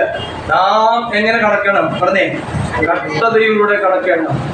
ഇന്ന് നമുക്ക് കഷ്ടതയുണ്ട്, ഒരുപക്ഷെ നാളെ അതുണ്ടാവും, അത് വർദ്ധിക്കുന്ന പറയുന്നത്. അതിന് നടുവിൽ ദൈവം നമ്മെ സഹായിക്കുന്നില്ലെന്നല്ല ഞാൻ പറയുന്നത്. അപ്പൊ കഷ്ടത എന്ന് പറയുന്നത് അത് വർദ്ധിച്ചു വരും. ഞാൻ ഈ കഷ്ടത വർദ്ധിച്ചു വരും എന്നൊക്കെ പറയുമ്പോൾ സംഭവം എന്റെ മനസ്സിൽ ഓർമ്മ വരും. നമുക്കറിയാം, ഭാരതത്തിന്റെ ധീരവനിത എന്നാണ് നമ്മൾ ശ്രീമതി ഇന്ദിരാഗാന്ധിയെ നമ്മൾ വിശേഷിപ്പിക്കുന്നത്, അല്ലേ? ഇന്ദിരാഗാന്ധി മുൻ പ്രധാനമന്ത്രിയാണ്. ഇന്ദിരാഗാന്ധിയുടെ ജീവിതത്തിൽ ഒരു സംഭവമുണ്ട്. അത് അവർ മരിച്ചതിന് ശേഷം ഒരു നേഴ്സ് വെളിപ്പെടുത്തിയ കാര്യമാണ്. ആ സംഭവം ഇതാണ്. ഇന്ദിരാഗാന്ധിയുടെ കൊച്ചുമകളാണ് പ്രിയങ്ക ഗാന്ധി.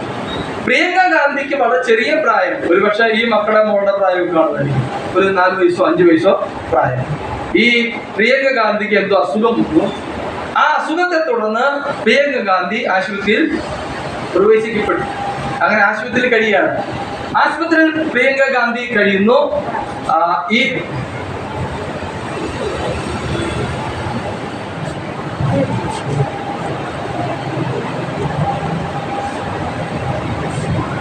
ഇവിടെ ശ്രദ്ധിക്കണം, പ്രിയങ്ക ഗാന്ധി ആശുപത്രിയിലാണ്. ഈ പ്രിയങ്ക ഗാന്ധി കാണാൻ ശ്രീമതി ഗാന്ധി ചെല്ലുന്നു. അവിടെ ചെന്ന് ഒരു പ്രശ്നമൊക്കെ ഉണ്ട്. അമ്മാമ വന്നിരിക്കുകയാണ്, കുഞ്ഞിനെ കാണാനൊക്കെ വന്നിരിക്കുന്നു. ആ സമയത്ത് ഒരു നേഴ്സ് വരികയാണ്. ആ നേഴ്സിന്റെ കയ്യിൽ ഒരു സിറിഞ്ചുണ്ട്. അപ്പം ഇത് 40 വർഷം മുമ്പ്, 40-45 വർഷം മുമ്പുള്ള സംഭവമാണെന്ന് കരുതിക്കൊള്ളുക. അന്നത്തെ നേഴ്സുമാരുടെ വേഷമൊക്കെ ഒരു പ്രത്യേക വേഷമാണല്ലോ. ഇന്നാണല്ലോ അവരുടെ വേഷത്തിന് മാറ്റം വന്നത്. മറ്റത് ഒരു പ്രത്യേക അവരുടെ ആ വസ്ത്രം തന്നെ കണ്ടാൽ തന്നെ ഒരുപക്ഷെ ഒരു പേടി തോന്നാം. ഇതുമാകട്ടെ, ഒരു നേഴ്സ് വരുന്നു. നേഴ്സ് ഇഞ്ചക്ഷൻ എടുക്കാൻ വരികയാണ്. ആ ഇഞ്ചക്ഷൻ എടുക്കുന്നതിന് മുമ്പ് ഈ നേഴ്സിനെ കണ്ടപ്പോ ഈ കുഞ്ഞ് അല്ലെങ്കിൽ ഈ പ്രിയങ്ക ഗാന്ധി കരയാൻ തുടങ്ങുന്നു. അതിന്റെ കയ്യില് സിറിഞ്ച് കണ്ട് കരയാൻ തുടങ്ങുന്നു. അത് കരയാൻ തുടങ്ങുന്ന സമയത്ത് നേഴ്സ് പറയുകയാണ്, ഞാൻ ആന്റി ഒരു ഇഞ്ചക്ഷൻ എടുക്കുകയാണ്, മോൾക്ക് വേദനയ്ക്കില്ല, കരയണ്ട, വേദനയ്ക്കില്ല. നമുക്കറിയാം, ലോകത്ത് ഏത് നേഴ്സും കുഞ്ഞിനോട് പറയുന്ന വാചകം അങ്ങനെയാണ്. കുഞ്ഞ് സ്വാഭാവികമായിട്ടും ഈ സിറിഞ്ച് കാണുമ്പോൾ പേടിക്കും. അപ്പൊ നേഴ്സുമാർ പറയും, എന്താ പറയുക, വേദനയ്ക്കില്ല, കരയണ്ട അല്ലെ, ഇത് പറയും. അപ്പൊ ഈ നേഴ്സും അങ്ങനെ പറഞ്ഞു. കാരണം അവരും എന്നും പറയുന്നത് തന്നെയാണ്, വേദനയ്ക്കില്ല, പേടിക്കണ്ട എന്ന് പറഞ്ഞു. പക്ഷെ ഇത് കണ്ട ശ്രീമതി ഗാന്ധി തിരുത്തിയെന്നാ പറയുന്നത്. ശ്രീമതി ഗാന്ധി പറഞ്ഞു നേഴ്സിനോട്, അങ്ങനെയൊന്നും പറയരുത്, കൊച്ചിനോട് വേദനയ്ക്കില്ലെന്നും പറയേണ്ട കാര്യം ഇല്ല. പിന്നെ ഞാൻ എന്താ പറയണ്ടേ മേഡം? അവർ ചോദിക്കുക, വേദനയ്ക്കെന്ന് പറ, ഇഞ്ചക്ഷൻ എടുക്കുമ്പോ എന്തുണ്ടാകും? വേദന ഉണ്ടാകും. വേദനയ്ക്കില്ലെന്ന് പറയണേ. അപ്പൊ കുഞ്ഞുങ്ങളോട് പറയേണ്ടത് എന്താ? വേദനയ്ക്കില്ലെന്നല്ല പറയേണ്ടത്. എന്ത് പറയണം? പറഞ്ഞേ, വേദനിക്കും, ഇഞ്ചക്ഷൻ എടുക്കും, വേദനിക്കും, പക്ഷെ എന്ത് ചെയ്യണം? ആ വേദന സഹിക്കണം. ഇത് ശ്രീമതി ഗാന്ധി മരിച്ചതിന് ശേഷം അവർ വെളിപ്പെടുത്തിയ ഒരു വസ്തുതയാണ്. ഞാൻ പറഞ്ഞതിന്റെ താല്പര്യം എന്താന്ന് ചോദിച്ചാൽ, ഇവിടെ പൗലോസാദാ പറയുന്നത് കഷ്ടം ഇല്ലെന്നല്ല പറയുന്നത്. പിന്നെന്താണ്? കഷ്ടമുണ്ടെന്ന്. നിങ്ങൾ അനേക കഷ്ടങ്ങളിലൂടെ കടന്നു വേണം നിങ്ങൾ എന്ത് ചെയ്യാൻ, ദൈവരാജ്യത്തിലേക്ക്. ഇപ്പൊ ഞാനിങ്ങനെ പറഞ്ഞ ആശുപത്രിക്ക് വരട്ടെ. എന്താ പൗലോസിന്റെ പ്രബോധനം? ഒന്നാമത്തെ പ്രബോധനം എന്താണ്? ഒന്നാമത്തെ പ്രബോധനം ഞാൻ പറഞ്ഞ വിശ്വാസത്തിൽ നിലനിൽക്കണം. വിശ്വാസത്തെ തള്ളി പറയാൻ അല്ലെങ്കിൽ വിശ്വാസ ചോർച്ച സംഭവിക്കാൻ സാധ്യതയൊക്കെ ഉണ്ടാകും. പക്ഷെ നിങ്ങൾ എന്തിൽ നിൽക്കണം? എന്റെ നീതിമാൻ വിശ്വാസത്തിൽ ജീവിക്കും അല്ലെ? ആ വിശ്വാസത്തിൽ കൂടെ അടിയുറച്ച് ജീവിക്കണം. രണ്ടാമത് പറയുന്നത് എന്താണ്? ഒന്നാമത് പറയുന്നത് കഷ്ടങ്ങളിലൂടെ കടന്നു പോകണം. ജീവിതത്തിൽ കഷ്ടം ഉണ്ടാകും, അതിനെ നമ്മൾ എന്ത് ചെയ്യിക്കണം? അതിജീവിക്കണം. വിശ്വാസത്തിൽ നമ്മൾ എന്ത് ചെയ്യണം? അതിജീവിക്കണം, പിടിച്ചു നിൽക്കണം. അത് അമ്മച്ചി പറഞ്ഞ വാക്ക്. അതിനെ നമ്മൾ എന്ത് ചെയ്യണം? പിടിച്ചു നിൽക്കണം അല്ലെ? എത്രയോ ദൃഷ്ടാന്തം, എത്രയോ പേരുടെ ജീവിതം നമുക്കിവിടെ വെക്കാൻ കൊണ്ട് സാധിക്കും. വിശ്വാസത്തിൽ വലിയ പരീക്ഷയുടെ നടുവിലൂടെ കടന്നു പോയിട്ടു അതിനെ അടിയുറച്ച് ജീവിച്ച, ഞാൻ പെട്ടെന്നൊരു സംഭവം ഞാൻ പറഞ്ഞു പോകുന്നുണ്ട്. കർത്തൃദാസൻ പൗലോസ് പറഞ്ഞ സംഭവമാണ്. അദ്ദേഹം വർഷങ്ങൾക്ക് മുമ്പ്, ഒരു 30-40 വർഷങ്ങൾക്ക് മുമ്പ് മലബാറിൽ അല്ല വയനാട്ടിൽ മീനങ്ങാടിയിൽ അദ്ദേഹം പ്രവർത്തനത്തിന് പോവുകയാണ്. മീനങ്ങാടിയിൽ അദ്ദേഹം പ്രവർത്തനത്തിന് പോയി. അവിടെ അദ്ദേഹം പലരുണ്ട്. അപ്പോൾ കേൾക്കുന്ന വാർത്ത, ഒരു വൈകിട്ട് കേൾക്കുന്ന വാർത്ത, മീനങ്ങാടി എന്ന് പറയുന്ന സ്ഥലം, ഞാൻ ഈ പറയുന്നത് 40-50 വർഷം മുമ്പുള്ള സംഭവം, അവിടെ നിന്ന് പിന്നെയും മീനങ്ങാടിയിൽ നിന്ന് ഒരു 8-10 കിലോമീറ്റർ ഉള്ളിലോട്ട് പോകുന്ന സ്ഥലത്ത് ഒരു പാസ്റ്റർ പ്രവർത്തിക്കുന്നുണ്ട്. അപ്പൊ മീനങ്ങാടിയെ കുഗ്രാമമാണ്. അവിടെ നിന്ന് ഇദ്ദേഹം പോകണം. ആ പാസ്റ്റർ മകൻ മരിച്ചിരിക്കുന്നു. ഇതാണ് ഇവർ കേൾക്കുന്ന വാർത്ത. അപ്പൊ തുടിച്ചാനും കൂട്ടും പറഞ്ഞു, നമുക്കന്ന് പോകാം. അദ്ദേഹം പാസ്റ്റർ ആണെങ്കിലും അദ്ദേഹം കർത്തൃ വേലയിലാണല്ലോ. നമുക്ക് ആ മകനെ ആ മരണം വീട്ടിൽ ചെല്ലാം. ഇവര് രാത്രി ചെല്ലുകയാണ്. ഇവർ രാത്രി ചെല്ലുമ്പോൾ രാത്രി ഏതാണ്ട് 9 മണി 10 മണി സമയം. 10 മണിക്ക് ചെല്ലുമ്പോൾ കാണുന്ന കാഴ്ച എന്താ? 12-11 വയസ്സുള്ള ഒരു മകൻ അവിടെ മരിച്ചു കിടക്കുകയാണ് അല്ലേ? 11 വയസ്സ് താഴെ. അവിടെ ആകെ ഉണ്ടെന്ന് പറയുന്ന ആരാ? ഈ പാസ്റ്റർ ഉണ്ട്, പാസ്റ്റർ അമ്മയുണ്ട്, പാസ്റ്റർ ഭാര്യയുണ്ട്, വേറെ 2-3 പിള്ളേരും, വേറെ ആ സഭയിലെ എന്തോ ആരോഗ്യമുണ്ട്. ഈ വ്യക്തിക്ക് ആരും, കുടുംബത്തിൽ എല്ലാവരും അദ്ദേഹത്തെ തടഞ്ഞു. കുടുംബത്തിന് ആരും അദ്ദേഹത്തിന് താല്പര്യമില്ല. അങ്ങനെ ഒരു പ്രത്യേക അവസ്ഥയിൽ ആ വ്യക്തി നിൽക്കുക. ആരും അദ്ദേഹത്തെ അടുത്ത് വരുന്നില്ല. അയൽക്കാരും ആരും വരുന്നില്ല. ഒരു കുടുംബത്തില് നിങ്ങൾ ആ ഭാവനെ നമ്മൾ കണ്ടുപോയി. ഒരു മകൻ 10-11 വയസ്സുള്ള മകൻ മരിച്ചു കിടക്കും. പെട്ടെന്ന് എന്തോ അസുഖം വന്ന് മരിക്കുന്നു. ഇവിടെ നിൽക്കുക. അവിടെ നമ്മുടെ തുടിച്ചാനും കുട്ടി അവിടെ ചെല്ലുക. അവിടെ ചെല്ലുമ്പോൾ അവർ കാണുന്ന കാഴ്ച എന്ന് പറയുന്നത്, ആ ഒരു പരമ്പരാണ് കടത്തിയിരിക്കുന്നത്. ആ പരമ്പിന്റെ അപ്പുറത്തും ഇപ്പുറത്തും ഇരുന്നിട്ട് അവർ പാടുകയാണ്, കാണുന്നു ഞാൻ യാഗിൽ ആ പാട്ട് നമുക്കറിയാലോ. കാണുന്നു ഞാൻ യാഗിൽ എനിക്കാശ്രയമായൊരു ശാശ്വത പാറ. കാണുന്നു ഞാൻ യാഗിൽ കുന്നുകളകലും വൻപാർവതം നിറയും തന്നീടം വീട്ടു പിന്മാറിയെന്നാലും നീങ്ങുകില്ല അവൻ ദയന്നിൽ നിന്നതുപോൽ നിലനിൽക്കും സമാധാന നിയമവും നീതിയും. കാണുന്നു ഞാൻ യാഗിൽ എനിക്കാശ്രയമായൊരു ശാശ്വത പാറ. കാണുന്നു ഞാൻ യാഗിൽ. അപ്പൊ അവര് ഈ കഷ്ടതയിലും അവരെന്ത് കാണുകയാണ്? ഞാന് കാണുകയാണ്. എന്ത് കാണുന്നത്? ഞാൻ യാഗില് ഒരു പാറ ഞാൻ പറയട്ടെ പ്രിയമുള്ളവർ, പൗലോസ് പറയുന്നതാണ് ജീവിതത്തിൽ കഷ്ടമുണ്ട്, കഷ്ടതയിൽ നമ്മൾ എന്ത് ചെയ്യണം? നമ്മൾ നടന്നു പോകാനായിട്ട്. ഇതാണ് പൗലോസിന്റെ രണ്ടാമത്തെ പ്രബോധനം. ഞാൻ പൗലോസിന്റെ മൂന്നാമത്തെ പ്രബോധനം വേഗം ഞാൻ വായിച്ച് ഞാൻ പരിചയം. റോമാലേഖനത്തിലേക്ക് വരിക. റോമാലേഖനത്തിലേക്ക് വരുമ്പോൾ പൗലോസിന് മറ്റൊരു പ്രബോധനം നമ്മൾ കാണുന്നുണ്ട്. അവിടെ നമ്മൾ കാണുന്നത് എന്താണ്? റോമാലേഖനം 12-ാം അധ്യായം. 12-ാം അധ്യായത്തിന്റെ അവിടെ പല പ്രബോധനം ഉണ്ടെങ്കിൽ ഒരു ഭാഗം മാത്രം വായിക്കാം. അവിടെ നമ്മൾ കാണുന്നത് 12-1 വാക്യം. നമ്മളിങ്ങനെ വായിക്കും, സഹോദരന്മാരെ, ഞാൻ ദൈവത്തിന്റെ മനസ്സലിവ് ഓർമ്മിപ്പിച്ച് നിങ്ങളെ പ്രബോധിപ്പിക്കുന്നത്. അല്ലെ പൗലോസിന്റെ പ്രബോധനമാണ്. അവിടെ പൗലോസിന്റെ പ്രബോധനം 2-ാം വാക്യം മാത്രം വായിക്കുക. ആദ്യ ഭാഗം വായിക്കാതെ രണ്ടാം വാക്യം അവിടെ വായിക്കുന്നത്, ഈ ലോകത്തിന് അനുരൂപരാകാതെ നന്മയും പ്രസാദം പൂർണ്ണ ദൈവികത്തിൽ നിന്ന് തിരിച്ചറിയേണ്ടതിന് മനസ്സ് പുതുക്കി എന്ത് ചെയ്യണം? ഞാൻ അവിടെ ഒരു ഭാഗം മാത്രം എടുക്കാം. പൗലോസിന്റെ മൂന്നാമത്തെ പ്രബോധനം എന്താണെന്ന് അറിയാവോ? പൗലോസിന്റെ പ്രബോധനം, നിങ്ങൾ ഈ ലോകത്തിന് നിങ്ങൾ എന്താകരുത്? അനുരൂപർ ആകരുത്. പൗലോസിന്റെ പ്രബോധനമാണ്. ലോകത്തിന് നിങ്ങൾ അനുരൂപരാകരുത് എന്ന് പറഞ്ഞിട്ട് അർത്ഥങ്ങൾ നമുക്കറിയാം, അല്ലെ? ലോകം കാണുന്ന പോലെ നമ്മൾ എന്ത് ചെയ്യാൻ പാടില്ല, നമ്മൾ കാണാൻ പാടില്ല.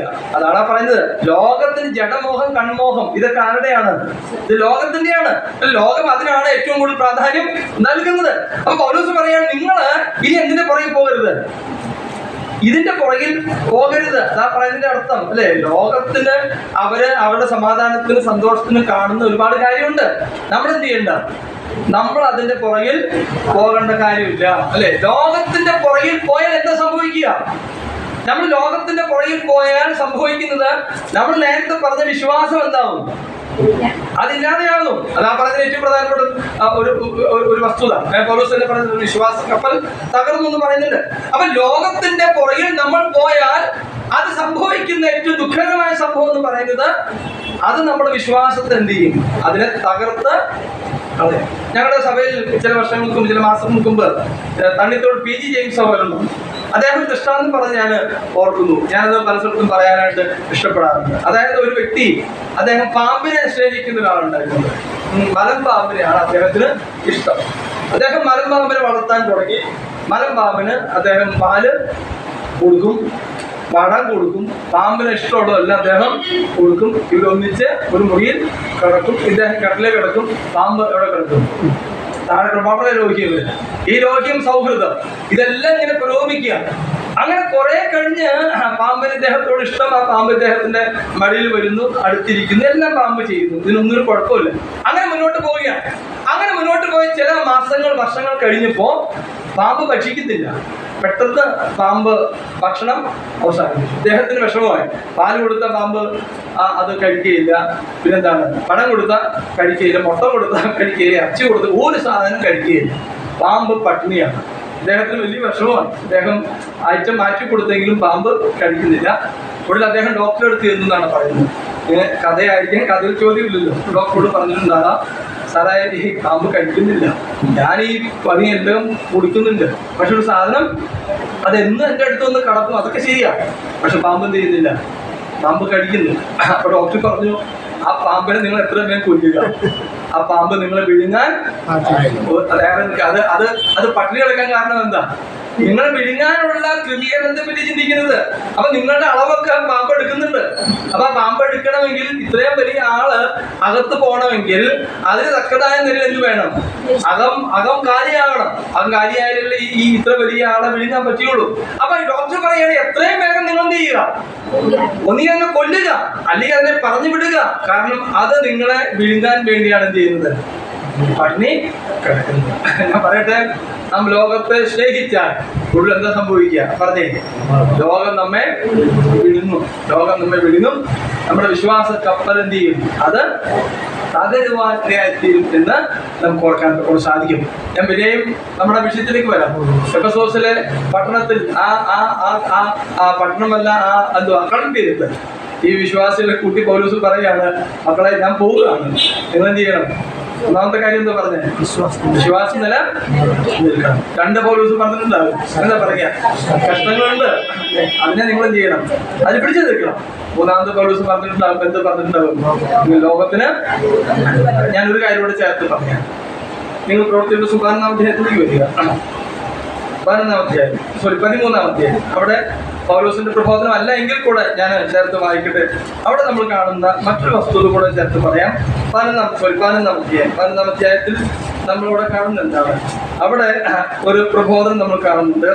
23-ാം വാക്യം. അവൻ ചെന്ന് ദൈവകൃപയുടെ സന്തോഷം എല്ലാവരും ഹൃദയനിർണയത്തോടെ അടുത്ത് വായിച്ച കർത്താവിനോട് ചേർന്ന് നിൽക്കാവുന്ന കൊണ്ണം പ്രബോധിപ്പിച്ചു അല്ലെ. അപ്പൊ അവിടെ ഒരു പ്രബോധനമുണ്ട്. ആ പ്രബോധനം എന്താ? നമ്മളെല്ലാവരും എന്ത് ചെയ്യണം?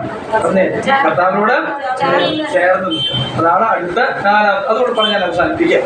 അപ്പൊ ഈ പ്രബോധനത്തിൽ പറയുന്നത് എന്താണ്? നിങ്ങൾ കർത്താവിനോട്, ഞാൻ വായിച്ചത്, ഞാൻ റെഫറൻസ് പറഞ്ഞു വിട്ടു. 15-ാം അധ്യായത്തിലാണ് കാണുന്നത്. 15-ാം അധ്യായത്തിന്റെ 23-ാം വാക്യം. അപ്പോൾ ഈ പ്രബോധനത്തിന്റെ കാതൽ എന്ന് പറയുന്നത് എന്താണ്? നിങ്ങൾ കർത്താവിനോട് എന്ത് ചെയ്യണം? ചേർന്ന് നിൽക്കുക അല്ലെ. നിങ്ങൾ ലോകത്തോട് ചേരണ്ട, പിന്നെ എന്ത് ചെയ്യാം? നിങ്ങൾ കർത്താവിനോട് ചേരും. ഇതാണ് പ്രബോധനം. അപ്പൊ ഓരോ ദിവസം ചെല്ലുന്തോറും നമ്മൾ ആരോട് ചേരണം? പറഞ്ഞേ, നമ്മൾ കർത്താവിനോട് ചേരണം അല്ലെ. ഇത് ഒരു ദിവസത്തെ കാര്യമാണ് പറയുന്നത്. ചേർന്ന് നിൽക്കുന്ന ജീവിതത്തിൽ എപ്പോഴും നമ്മൾ എന്ത് ചെയ്യണം? കർത്താവിനോട് ചേർന്ന് നിൽക്കണം. ഞാൻ ഈ ഭാഗം പറയുമ്പോൾ എന്താ ഈ കർത്താവിനോട് ചേർന്ന് നിൽക്കാൻ പറയുന്നത്? ചേർന്ന് നിന്നാലുള്ള ഗുണം എന്താണെന്ന് അറിയാം. ചേർന്ന് നിന്നാലുള്ള ഗുണം 4 ഗുണമുണ്ട്. അതുകൊണ്ട് വേഗം പറഞ്ഞാൽ അവസാനിപ്പിക്കാം. ചേർന്ന് നിന്നാലുള്ള ഗുണം എന്ന് പറയുന്നത്, ഇപ്പം ഞാൻ കുറെ അകലെ നിൽക്കുകയാണെന്ന് വിചാരിക്കുക അല്ലേ. എന്റെ കൈ കാണണമെങ്കിൽ നിങ്ങൾ എവിടെ നിൽക്കണം? അവിടെ ദൂരെ നോക്കിക്കഴിഞ്ഞാൽ നിങ്ങൾക്ക് എന്റെ കൈ ഉണ്ടെന്ന് കാണും അല്ലേ. ഇപ്പൊ എന്റെ കയ്യിൽ ഇവിടെ ഓപ്പറേഷൻ ചെയ്ത് പാടുന്നു അല്ലേ. നിങ്ങൾക്ക് കാണാൻ പറ്റുമോ? കാണാൻ പറ്റിയില്ല. പക്ഷെ അത് കാണണമെങ്കിൽ ആര് വരണം? എന്നെ അടുത്ത് വന്നിരുന്ന ആൾ വരികയാണെങ്കിൽ കാണാൻ പറ്റും. എന്ത് കാണാം? ഈ ഓപ്പറേഷൻ ചെയ്ത പാട് കാണാം അല്ലേ. ദൂരെ ഒരാൾക്ക് കാണുമ്പോൾ അദ്ദേഹത്തിന് എൻ്റെ കൈ മാത്രമേ കാണുന്നുള്ളൂ. അപ്പം ഇവിടെ കർത്താവിനോട് ചേർന്ന് നിന്നാൽ നമുക്ക് കർത്താവിന്റെ കൈ കാണാം. ഞാൻ പറഞ്ഞത് അതിന്റെ ആത്മീയാർത്ഥത്തിലാണ് നമ്മൾ ചിന്തിക്കേണ്ടത്. കർത്താവിനോട് ചേർന്ന് നിന്നാൽ കർത്താവിന്റെ കൈ കാണും. എന്താ കർത്താവിന്റെ കൈയുടെ പ്രത്യേകത? കർത്താവിന്റെ കൈ കാണാമെന്ന് പറഞ്ഞാൽ കർത്താവിന്റെ കൈക്ക് പ്രത്യേകതയുണ്ട്. കർത്താവ് പറയുന്നത് ഈ കയ്യിൽ നിന്ന് നിങ്ങൾ എന്ത് ചെയ്യും? പിടിച്ചു പറിക്കാൻ ആവില്ല എന്ന് പറഞ്ഞതിന്റെ അർത്ഥം എന്താ? ഈ കൈ നമ്മെ സഹായിക്കാൻ എന്താണ്? കരുത്തുള്ള കൈയാണ്. അതാ പറയുന്നതിന്റെ അർത്ഥം. നമ്മുടെ പ്രശ്നത്തിലോ പ്രതികൂലത്തിനോ നടുവിൽ നമ്മെ താങ്ങി നിർത്താൻ ആർക്ക് പറ്റും? ഈ കൈക്ക് സാധിക്കും. ആ കൈ നമുക്ക് കാണണമെങ്കിൽ നമ്മൾ അവിടെ വരണം, കർത്താവിന്റെ അടുത്ത് വരണം. വർഷങ്ങൾക്ക് മുമ്പ് തൃശ്ശൂർ നെല്ലിക്കുന്ന് ഓർഫനേജിൽ ഒരു സംഭവം നടന്നത് ഞാൻ കേട്ടിട്ടുണ്ട്. അവിടെ നിങ്ങളൊക്കെ ഒരുപക്ഷെ അവിടെ പോയിട്ടുണ്ടാവും. അവിടെ ഇല്ലിപ്പട്ടൽ അല്ലേ, ഇല്ലിപ്പട്ടൽ ഇങ്ങനെ മുകളിലേക്കുണ്ട്. അതിൻ്റെ ഒരു സൈഡിൽ ഇപ്പോൾ ഉണ്ടെന്നറിയാൻ നേരത്തെ ഉണ്ടെങ്കിൽ നമുക്ക് വേണമെങ്കിൽ പിടിച്ച് കയറാം. അതിൻ്റെ മുകളിൽ കയറാവുന്ന ഭാഗത്തിന് ആക്കി വെച്ചൊരു സംഭവം ഉണ്ടായിരുന്നു. ഒരു മിഷണറി ആയിരിക്കും, ഒരു വിദേശി കുടുംബം വന്നു. ആ കുടുംബം വന്നിട്ട് സംഭവിച്ചത് എന്താണെന്നറിയാമോ? അതിന് ഒരു സാഹിബിന്റെ മകൻ, അവൻ അല്പം കുസൃതിയുള്ള പയ്യനാണ്. അവൻ മേളിലേക്ക് കയറി, ഇതിന്റെ ഈ ഏണിയെ പിടിച്ച് ഇയാള് മേളിൽ കയറി. ഈ മേളിൽ കയറി കഴിഞ്ഞപ്പോൾ സാഹിബും ഒരു അല്പം സാഹചര്യം ഇഷ്ടപ്പെടുന്നവരാണ്. സാഹിബ് പറഞ്ഞു താഴേക്ക് ചാടാൻ പറഞ്ഞു. ഈ മേളിൽ കയറി മകനോട് എന്ത് ചെയ്തു? താഴേക്ക് ചാടാൻ പറഞ്ഞു. അവിടെ കൂടിയിരുന്നവർക്കൊക്കെ ഒരു അത്ഭുതം, ഇതെന്ത് മണ്ടത്തര കാണിക്കുന്നേ, ഇത് മേളിൽ നിന്ന് ചാടാൻ പറഞ്ഞു അല്ലേ. വലിയ ഉയർച്ചയൊന്നും ഉണ്ടായില്ല, എങ്കിലും സാമാന്യം ഉയരമുണ്ടെന്ന് കരുതുക. ഒരു 10-20 അടിയൊക്കെ ഉയരം മുകളിൽ കാണും. എന്തുവാണ് അവിടെ നിന്ന് ചാടാനായിട്ട് പറയുന്നു. ഈ പയ്യൻ ഞാൻ ചാടും എന്ന് പറയാം. അപ്പൊ ഡാഡി പറഞ്ഞു ചാട് എന്ന് പറയുന്നു. അവൻ ചാടി. ഈ പയ്യൻ ചാടി. കാരണം അവൻ ചാടിയപ്പോ അവനറിയാം ആരെ പിടിക്കും, എന്റെ അപ്പൻ പിടിക്കും. ഈ സാഹിബ് പിടിച്ചു. ഇവൻ ചാടിയെന്നുള്ള ശരിയാണ്. സാഹിബ് എന്ത് ചെയ്തു? അവനെ പിടിച്ചു. ഞാൻ പറഞ്ഞത് അവൻ എന്നറിയാം, എന്റെ അപ്പന്റെ കൈ എന്തോടെ കൈയാണ്, അത് കരുത്തുള്ള കൈയാണെന്ന് ആർക്കറിയാം? അവനറിയാം. അത് ആ ബോധ്യത്തിലാണ് അവൻ ചെയ്തത്. അവൻ ഇപ്പൊ എന്റെ മക്കളോട് പറഞ്ഞാൽ അവർ ചാടൂല. കാരണം എന്റെ കൈ ഓപ്പറേഷൻ ചെയ്ത് പരിവായ കൈയാണ്. ചാടാന്ന് പറഞ്ഞ അവര് ചാടില്ല. കാരണം അവർക്കറിയാം എന്റെ അപ്പന്റെ കൈ എങ്ങനത്തെ കൈയാണ്. അത് ബലഹീനമാണ്. അപ്പൻ പറഞ്ഞത് ചാടിക്കഴിഞ്ഞാൽ പണി പറ്റും. ഞാൻ പറഞ്ഞതിന്റെ ആശയത്തിലേക്ക് പറ്റും. ഇവിടെ കർത്താവിനോട് ചേർന്നാൽ നമുക്ക് എന്ത് കാണാം? കർത്താവിന്റെ കരം നമുക്ക് കാണാൻ പറ്റും. കർത്താവിന്റെ കരം നമ്മൾ പഴയ നിയമത്തിലൊക്കെ വായിക്കുമ്പോൾ ഈ ലോകം ഉണ്ടാക്കി ഇതെല്ലാം എന്താണ്? കർത്താവിന്റെ കരത്തെ പറ്റിയാണ് പറയുന്നത്. ഞാൻ ബാക്കി എടുത്ത് വായിക്കുന്നില്ല. പ്രത്യേകിച്ച് യെശയ്യാ പ്രവചനമൊക്കെ വായിക്കും, കർത്താവിന്റെ കരത്തിന്റെ ശ്രേഷ്ഠത അവിടെ കാണുന്നുണ്ട്. അപ്പൊ ഈ കരം കാണണമെങ്കിൽ നമുക്ക് എന്ത് വേണം? നമ്മൾ കർത്താവിനോട് നമ്മൾ എന്ത് ചെയ്യണം? ചേർന്ന് നിൽക്കണം, അല്ലെ? അതാണ് നിങ്ങൾ കർത്താവിനോട് ചേര എന്ന് പറഞ്ഞാൽ നമ്മളെ സഹായിക്കുവാൻ, നമ്മുടെ വേദനയിൽ കണ്ണീരൊപ്പുവാൻ, നമ്മുടെ ഇല്ലായ്മയിൽ നമ്മളെ സഹായിക്കാൻ എല്ലാം കഴിയുന്ന കരം ഇവിടെ കാണാം. നമുക്ക് കാണാനായിട്ട് സാധിക്കും. ഇനി ഇന്നോട് പറയട്ടെ, കർത്താവിനോട് ചേർന്ന് കർത്താവിന്റെ കാല് കാണാം. അടുത്ത പ്രത്യേകത, ചേർന്ന് നിന്നാൽ എന്ത് കാണുള്ളൂ? കാല് കാണുന്നു. നേരത്തെ ദൂരെന്താ നമുക്ക് കാലുണ്ടെന്ന് അറിയാം, പക്ഷെ കർത്താവിന്റെ കാല് കാണണമെങ്കിൽ എന്ത് വേണം? കാല്, അല്ലെ? കർത്താവിന്റെ കാലിന്റെ പ്രത്യേകത എന്താ? വെൽക്കോൺ നമ്മൾ വായിക്കുന്നത് അത് വെള്ളോടാണ്. എന്താണ്? വെള്ളോട്ടിന് സമം. വെള്ളോട് എന്ന് പറഞ്ഞാൽ അർത്ഥം എന്താ? നമ്മുടെ ദാനിയേൽ പ്രവചനത്തിൽ കാണുന്ന ബിംബത്തിന്റെ കാലം എന്താണ്? അത് കളിമണ്ണാണ്, അല്ലെ? പക്ഷെ ഇവിടെ ഈ കർത്താവിന്റെ കാല് വെള്ളോടാണ്. വെള്ളോട് എന്ന് പറഞ്ഞ അർത്ഥം എന്താ? അതൊന്നും അങ്ങനെ എന്ത് പറ്റിയില്ല. അതിന് പൊട്ടിക്കാനും പറ്റിയില്ല, അതിന് ഇളക്കാനും പറ്റിയില്ല. അത് വെച്ചുകൊടുത്ത് നിൽക്കും. അതാണ് പറഞ്ഞർത്ഥം.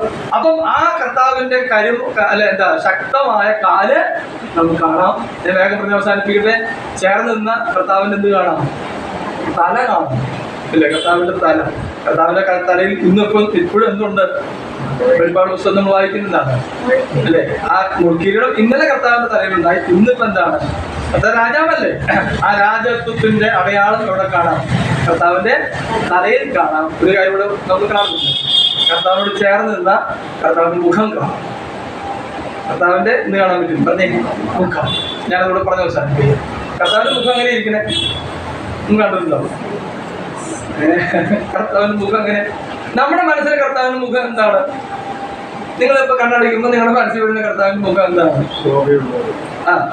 നമ്മൾ കാണുന്ന കർത്താവിന്റെ മുഖം എന്ന് പറയുന്നത് നമ്മുടെ ചിത്രത്തിൽ കാണുന്ന കർത്താവിന്റെ മുഖമാണ് നമ്മുടെ മനസ്സിൽ പെട്ടെന്ന് വരിക, അല്ലെ? കർത്താവ് എന്ന് പറയുമ്പോൾ ഈ ചിത്രത്തിൽ കാണുന്ന ഡാവിഞ്ചി കൂട്ടൻ വരച്ച കർത്താവിന്റെ മുഖം. പക്ഷെ അവിടെ ചെറിയ പ്രശ്നമുണ്ട്. ഈ കർത്താവ് നമ്മൾ ഈ ചിത്രത്തിൽ കാണുന്ന കർത്താവിന്റെ മുഖം ഒക്കെ ഒരു മ്ലാനതയാണ്. വളരെ അപൂർവം ചിത്രം മാത്രമേ എന്തുള്ളൂ? ചിരിച്ച കർത്താവിനേ ഉള്ളൂ. എല്ലാവരും വരച്ചേക്കാൻ കർത്താവ് എങ്ങനെയാണ്?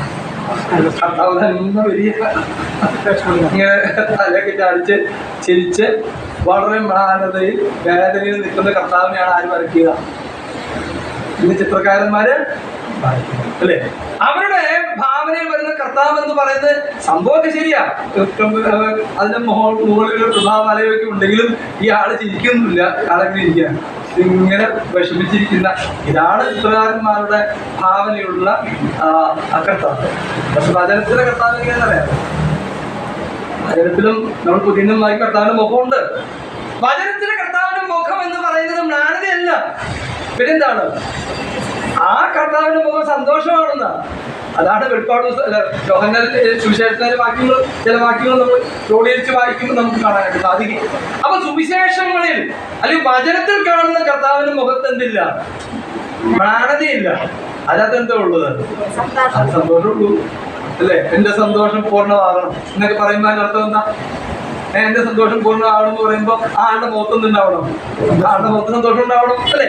അപ്പം അവിടെ നമ്മൾ കാണുന്നത് ഈ സന്തോഷമുള്ള കർത്താവിന്റെ മുഖം നമുക്ക് കാണണമെങ്കിൽ നമ്മൾ എന്ത് ചെയ്യണം? നമ്മൾ കർത്താവിനോട് ചേർന്ന്. അപ്പൊ ഞാനിങ്ങനെ പറഞ്ഞ് അവസാനിപ്പിക്കട്ടെ. നിങ്ങൾ കർത്താവിനോട് ചേർന്ന് നിൽക്കണം എന്ന് പറഞ്ഞാൽ ചേർന്ന് എന്തെല്ലാം കാര്യങ്ങൾ സാധിക്കും? പറഞ്ഞേ. കർത്താവിന്റെ കൈ കാണാൻ പറ്റും. പിന്നെന്ത് കാണാൻ പറ്റും?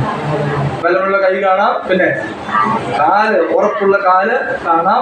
പിന്നെന്ത് കാണാൻ പറ്റും? തല കാണാം. തലയിൽ എന്തുണ്ട്? രാജാവായിട്ട് ഇന്നും വസിക്കുന്ന കർത്താവിനെ കാണാൻ പറ്റും. പിന്നെന്ത് കാണാൻ പറ്റും? കർത്താവിന്റെ മുഖം. നമ്മള് കർത്താവിനോട് ചേർക്കണം. കർത്താവിന്റെ മുഖത്ത് കാന്തി ഉണ്ടെന്ന് ഞാനല്ല പറഞ്ഞിട്ടോ, E.A. ജേക്കബ് എന്ന് പറയുന്ന ഒരു ദേവിദാസൻ ഉണ്ടായിരുന്നു. അദ്ദേഹം ഒരു പാട്ടിൽ എഴുതി, നിൻമുഖ കാന്തിയൻ മ്ലാനത തീർക്കും, നിൻമുഖ കാന്തിയൻ മ്ലാനത നീക്കും, നിന്മധുരാമൃത ഭജനം ഖിന്നതയാകവെ പോക്കും, നിന്മധുരാമൃത ഭജനം ഖിന്നതയാകവെ പോക്കും. ഞാനിവിടെ അവസാനിപ്പിക്കട്ടെ. പൗലോസ് എഫെസോസിൽ ചെന്ന കാര്യം ഞാൻ പറഞ്ഞത് അല്ലേ? എഫെസോസ് പട്ടണത്തിന്റെ പ്രത്യേകത എന്തായിരുന്നു? നോർത്ത് നോക്കി എന്തൊക്കെയാണ് പറഞ്ഞത്? അവിടെയുള്ള ആൾക്കാർ എങ്ങനെയുള്ള ആൾക്കാരായിരുന്നു? അവരെ ദേവതകളുടെ പിന്നാലെ പോകുന്നവരായിരുന്നു, അർത്തമിസ് ദേവിയുടെ പിന്നാലെ പോകുന്നവരായിരുന്നു. പിന്നെ എന്താ ചെയ്ത്? മന്ത്രവാദത്തിന്റെ പുറകെ പോകുന്നവരായിരുന്നു. പിന്നെ നമ്മൾ ഓർത്തത് എന്താ? അവര് ആഭിചാരത്തിന്റെ പുറകെ പോകുന്നവരാണ്. പിന്നെ ലോകത്തിന്റെ കാലഗതി അനുസരിച്ച് പോകുന്നവരായിരുന്നു. പിന്നെ ജഡം അല്ലെ, ജഡത്തിന്റെ ഇച്ഛ അത് തൃപ്തിപ്പെടുത്താൻ പോകുന്നവരായിരുന്നു. അവരെല്ലാം ഇതിലേക്ക് വന്നു, യേശുവിലേക്ക് വന്നു. സുവിശേഷം ആ നാട്ടിൽ വലിയ മാറ്റം വരുത്തി അല്ലെ? യേശുവിന്റെ സുവിശേഷം ആ ദേശത്തെ മാറ്റി, വലിയ ഒരു മാറ്റം സംഭവിച്ചു. അത് അവിടെയുള്ള ജനത്തിന് ഇഷ്ടമായില്ല. അവർ പൗലോസിന്റെ കാര്യം എന്തുണ്ടാക്കി? കലഹം ഉണ്ടാക്കി. പൗലോസ് അവിടെ നിൽക്കാൻ വയ്യാത്ത സാഹചര്യം ഉണ്ടാവുന്നു. പൗലോസ് അവിടെ വിട്ട് പോവുകയാണ്. പോകുന്ന സമയത്ത് എന്ത് ചെയ്തു? വിശ്വാസികളെ കൂട്ടിവരുത്തി അല്ലേ? ഞാൻ പറഞ്ഞു, ആ കടൽ തീരത്ത് വിശ്വാസികളെ കൂട്ടിവരുത്തി. എല്ലാവരും പറഞ്ഞു, ഞാൻ ഇനി പോവുകയാണ്, ഞാൻ ഇത്ര നാൾ നിങ്ങളുടെ കൂടെ ഉണ്ടായിരുന്നു. പൗലോസ് അവരെ പ്രബോധിപ്പിച്ചു. നമ്മൾ ഒരു ധ്യാനാത്മക നിലയിൽ നാം ചിന്തിച്ചു, എന്തൊക്കെ കാര്യമാണ് പൗലോസ് അവരെ പ്രബോധിപ്പിച്ചത്? വിശ്വാസത്തിൽ എന്ത് ചെയ്യണം? ഉറച്ചു നിൽക്കണം. 2, കഷ്ടത ഉണ്ടാവും, എന്ത് ചെയ്യണം? അതിനെ പിടിച്ചു നിൽക്കണം. പിന്നെ നിങ്ങൾ ലോകത്തിന്റെ പുറകെ പോകരുത്. 4 എന്താണ്? നിങ്ങൾ കർത്താവിനോട് ചേർന്ന് നിൽക്കണം. ഓരോ ദിവസവും നിങ്ങൾ കർത്താവിനോട് ചേർന്ന് നിൽക്കുക. ഞാനിങ്ങനെ പറയട്ടെ, ഒരു അപ്പൻ മക്കളോട് പറയുന്നത് പോലെ പൗലോസ് അവരോട് പറഞ്ഞു അല്ലേ? നിങ്ങൾ ആരും വിശ്വാസം വിട്ട് പൗലോസിന്റെ ഹൃദയം തുറന്ന് പറയുകയാണ് അല്ലേ? ഞാൻ പറഞ്ഞു, ഒരു പക്ഷെ ഇന്ന് ഇവിടെ പൗലോസ് വന്നാൽ പൗലോസ് പറയുന്നത് എന്തായിരിക്കും? ഇതൊക്കെ തന്നെയാ പറയണത്. ഞാനീ പറഞ്ഞ കാര്യം പറയുന്നത് വിശ്വാസിയോട് പൗലോസ്. ഞാനിവിടെ അവസാനിപ്പിക്കട്ടെ. ഇങ്ങനെ വരുവാനും അല്പസമയം നിങ്ങളുമായിട്ട് ചെലവഴിക്കുവാൻ ലഭിച്ച അവസരത്തെ ഞാൻ ദൈവത്തെ സ്തുതിക്കുന്നു. ഒരു പാട്ടുകൂടെ പാടി ഞാൻ അവസാനിപ്പിക്കാം. യേശുവോട് ചേർന്ന്